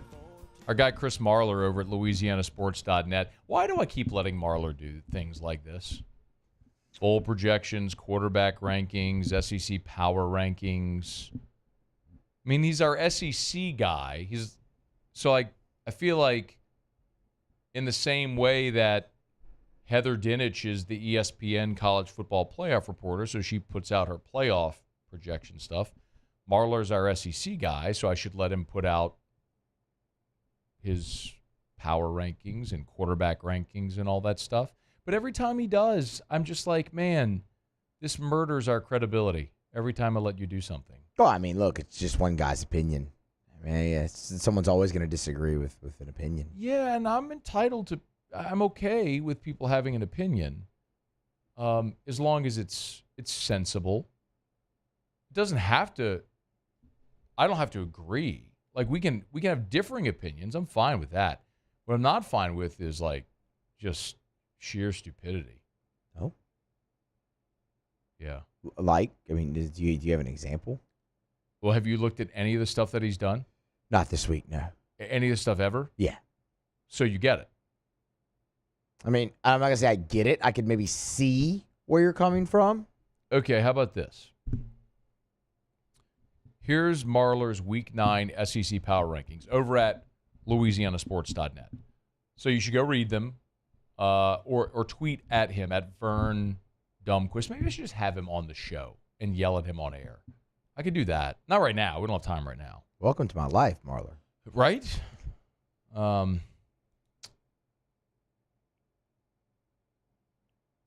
So he's ranking the teams in the league 1 to 16. He's got Oklahoma last. There's one team in the conference that's yet to win a conference game. Yeah. One. It's not Oklahoma. No. You know who it is? It's Mississippi State. No.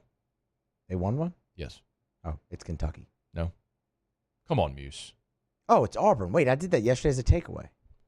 Sheesh. Now you wonder why I yell at you all the time. Well, you know. You don't know who Pete Sampras is. You don't know who Oscar Robertson is. You can't even get, like, the power rankings records in the SEC right. Who did State beat? Florida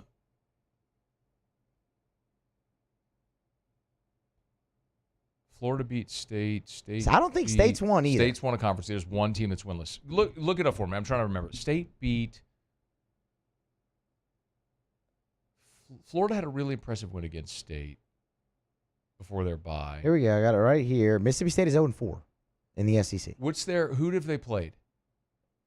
In the SEC, State has lost to Florida, Texas, Georgia, and A&M. Okay, who did Kentucky beat? Kentucky is 1-4. Kentucky beat Ole Miss. Oh, yeah, God. Of course, right? There we go. See, this is difficult when it's just off the top of your head. So much in my brain. Okay, anyway, let's not lose the point, okay? So, State and Auburn are winless. Correct. He's got Auburn 13th, State 14th. He's got Kentucky and Oklahoma 15-16. Auburn has one win. Two. Auburn has two, but Auburn's 2-5.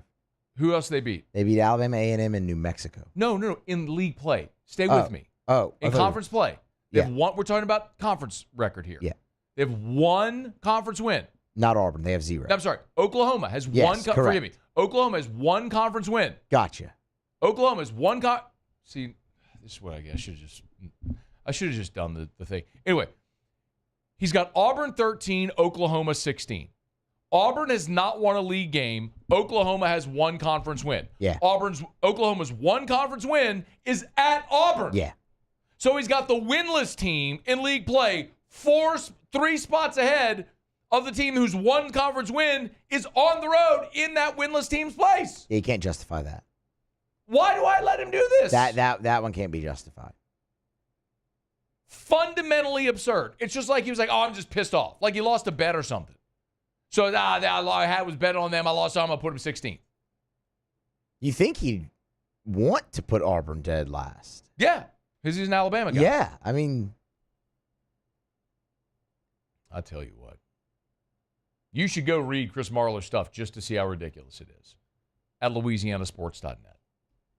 And you should also go enter to win these Taylor Swift tickets courtesy of our friends over at Mockler Beverage.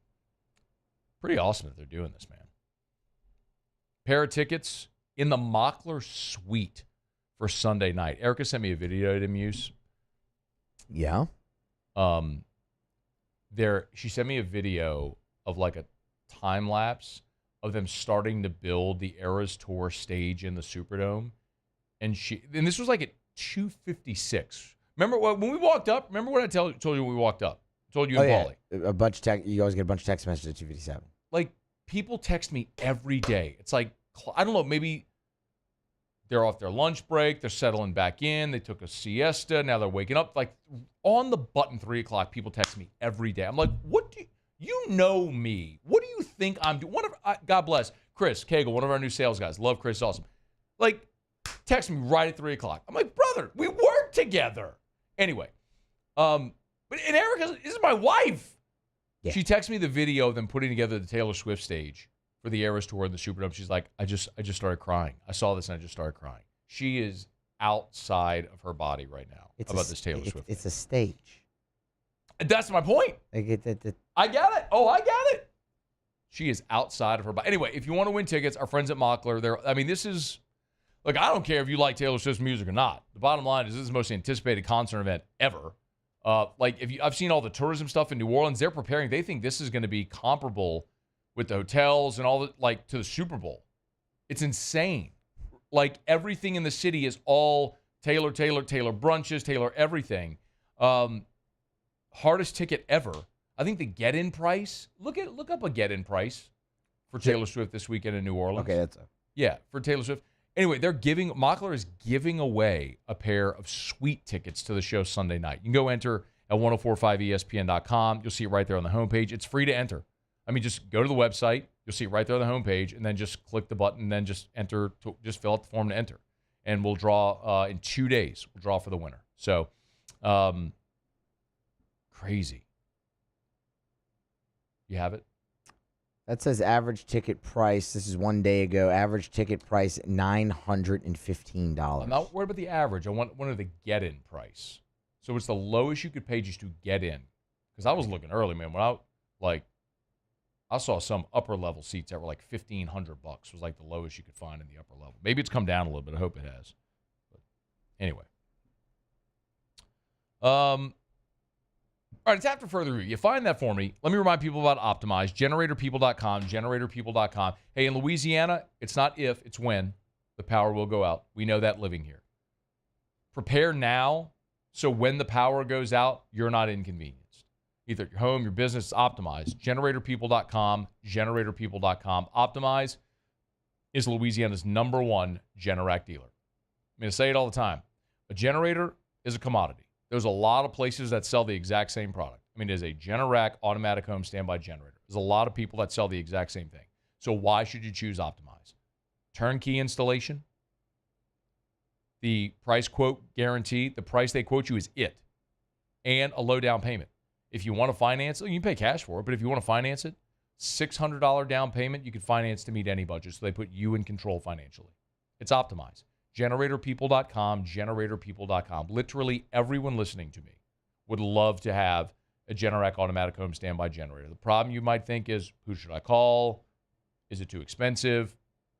Call Optimize. Work with them. Generatorpeople.com, generatorpeople.com. What you got? All right, so here you go. This is as of this morning on Friday. For Friday's show, the lowest ticket price, $1,017. Okay. For Saturday's show. That's the big one.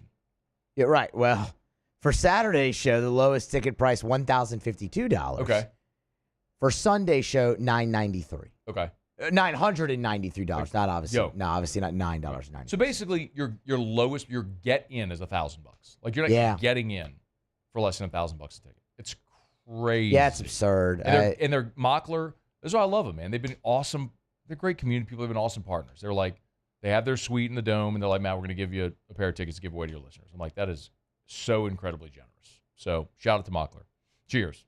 Go get you some Bud Light in the LSU or Saints aluminum cans and bottles. Okay. We were supposed to do bowls here. Muse, do you have your bowl? Where is LSU projected to go in the bowls? A lot of different places. Most of them are actually the college football playoff this week. I know Heather Dinich had LSU in the college football playoff this week. Excuse me, Brett McMurphy once again had LSU in the college football playoff this week, as did Athlon. Athlon actually had LSU hosting a college football playoff first-round game against Clemson. I believe it was Clemson. I'm trying to find. I have this right here. So Action Network has LSU playing at Clemson. Okay. USA Today has LSU hosting Miami. That's the one I was thinking of. Okay.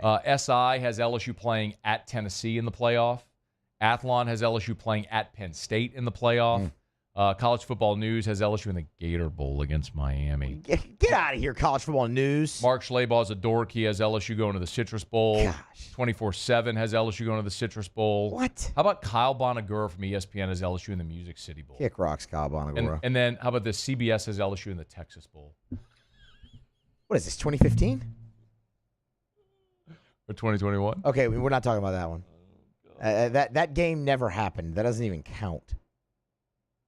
Like at this point, I got to go. God darn it, I did it again. We did it again today. All right, go to break. After further review. Brought to you by Action Industries, ActionINC.com, Action Industries Incorporated. Our friends over at Action Industries, y'all, they're gearing up for those 2 turnarounds they have coming up, month-long turnarounds, working 7/12s. They're still hiring. They're still in recruitment mode. So welders, pipe fitters, crane operators, boiler makers, they want to talk to you. Again, check them out. All the work, local to the greater Baton Rouge area. 2 ways you can apply. Online, ActionINC.com, Action Industries Incorporated, or in person at their Geismar office on Highway 30. Just go in and ask for Zach. It's over at Action Industries, proud partner of LSU Athletics. And recently they were awarded a year-long contract as well, so they got more work coming up. Make sure you go apply and get to know our friends over at Action Industries. They're local. They've been in business since 1982, 42 years, going on 43 years. It's Action Industries, proud partner of LSU Athletics.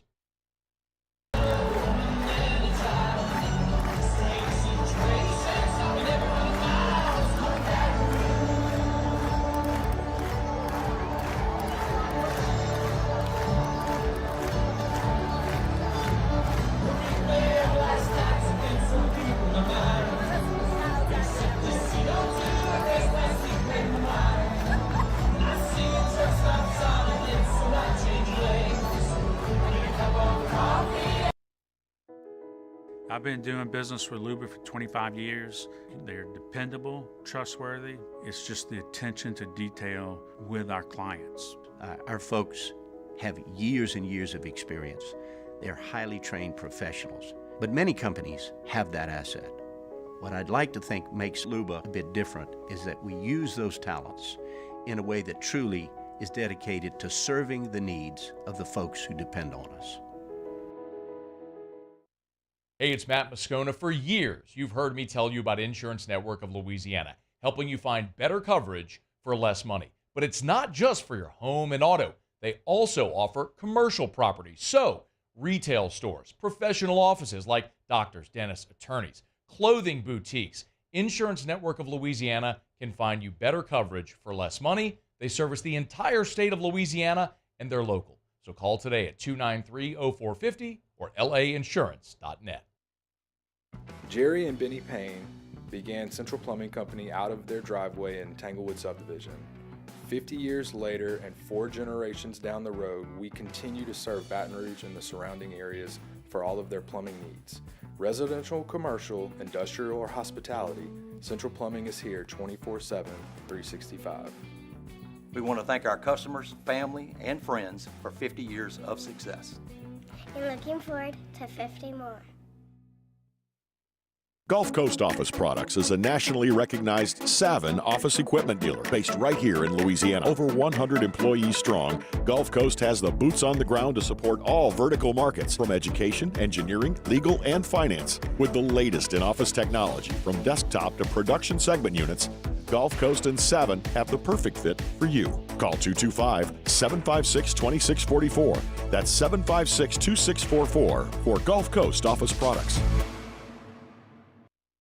Dylan Cruz here to tell you about Six Rings Baseball and Softball Camp. If you live on the North Shore and play ball, go to Six Rings Camps with former LSU assistant coach Dan Canaveri. His knowledge is second to none, and your child will improve and have fun doing it. Camps were held at Coquille Park and Six Rings Academy in Covington with 4 sessions over the summer. Full day and morning only sessions are available from ages 7 to 13. Go to sixringsbaseball.com or call After further review, powered by Sunshine, your hometown John Deere dealer in Louisiana. Down the stretch we come. Let's get to Otter Locks, short on time. Otter Locks. All right, time to win some money. Presented by Lofton Staffing Services. At Lofton, we put people to work. Call us today at 924-0200 or go to lofton.jobs. I think it's safe to say that I won the bet. Otter, I pinched you. We got 2 minutes. The floor is yours. All right, Sam Houston, Florida International. Sam Houston made a quarterback change last week, and it did not work out too well for them. We were against them last week, and we cashed that ticket with UTEP. He is still out tonight. We are going to take Florida International plus the points at home. I think they're Florida International is a money line bet as well. Is worth taking a shot. So going with that. Also, the other game, UTEP. How about it? Don't do it, Otter. Moose show with the same as last week. 0-6, but hey, we cashed that ticket, right? We ready to ride them again? No. We're off of UTEP. We're going with lot check. 1 minute remaining. Minus points at home. And NBA, it's the banner night at the Garden tonight for the Boston Celtics. Give us the Knicks plus the 6 on the road here in that one. And late tonight, we're taking the Minnesota T-Wolves over the Los Angeles Lakers as well. All right. 1. Florida International, Louisiana Tech, the Knicks, and the Minnesota Timberwolves. Where are you tomorrow, Otter? We're at Rocco's Pizzeria on Government Street in Mid-City. Let's go. Roca, great spot right there. Get on by, see the Otter and Hanny. Thank you, Otter. Good luck. Roca, yes, indeed. We'll see you. Got it, man. All right, it's going to do it for us. You miss anything, AFR On Demand, presented by Brett Golf. Big shout-out to Sunshine, your hometown John Deere dealer in Louisiana, sunequip.com. Go get your tickets for that John Deere Gator they're giving. It's the LSU Gator they're giving away for the Vanderbilt game. Muse, Paulie, thanks. Y'all have an awesome night. We'll see you tomorrow at 3. After further review. Getting on down the road, remind you about Parish Construction and Roofing, parishbuilt.com, parishbuilt.com. Hey, 2 things I want to remind you of. Number 1, we'd love to give you a free, no-obligation roofing inspection. It's a great time right now to let us come jump up on your roof. Again, there's no obligation whatsoever. It is totally free, and you don't even have to be home. It's basically just permission for us to go walk your roof, walk it, chalk it, mark it. We'll give you a full inspection report. And if you don't have damage, awesome. If a storm comes later, you can cross-check it against the report we did on that day. Parishbuilt.com, parishbuilt.com. Fill out the form on the homepage. And remember, if you own a commercial building and you're trying to avoid the very gigantic cost of replacing your roof, at Parish, we have a program whereby we will service and maintain your roof to help you extend the life of your roof to avoid the cost of a full and total replacement. Let us talk to you. Matt Pearson, our commercial roofing manager, knows all about it. Parishbuilt.com.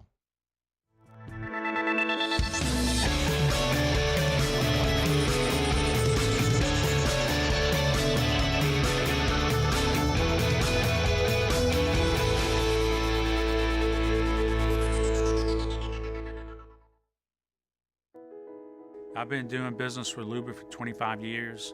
They're dependable, trustworthy. It's just the attention to detail with our clients.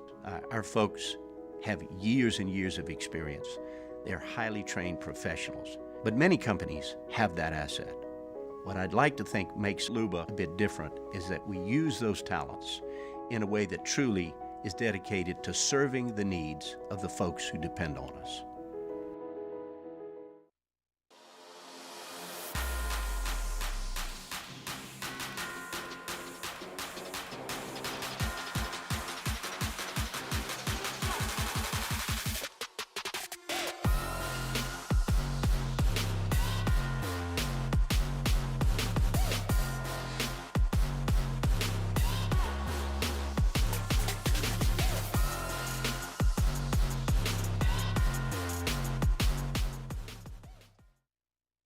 Breck teamed up to reimagine your parks, and you imagined big. With your help, we went to work, creating 12 beautiful community parks across the parish. A family-sized water park, miles and miles of trails, and parks just for your dogs. There are more places to splash, to explore,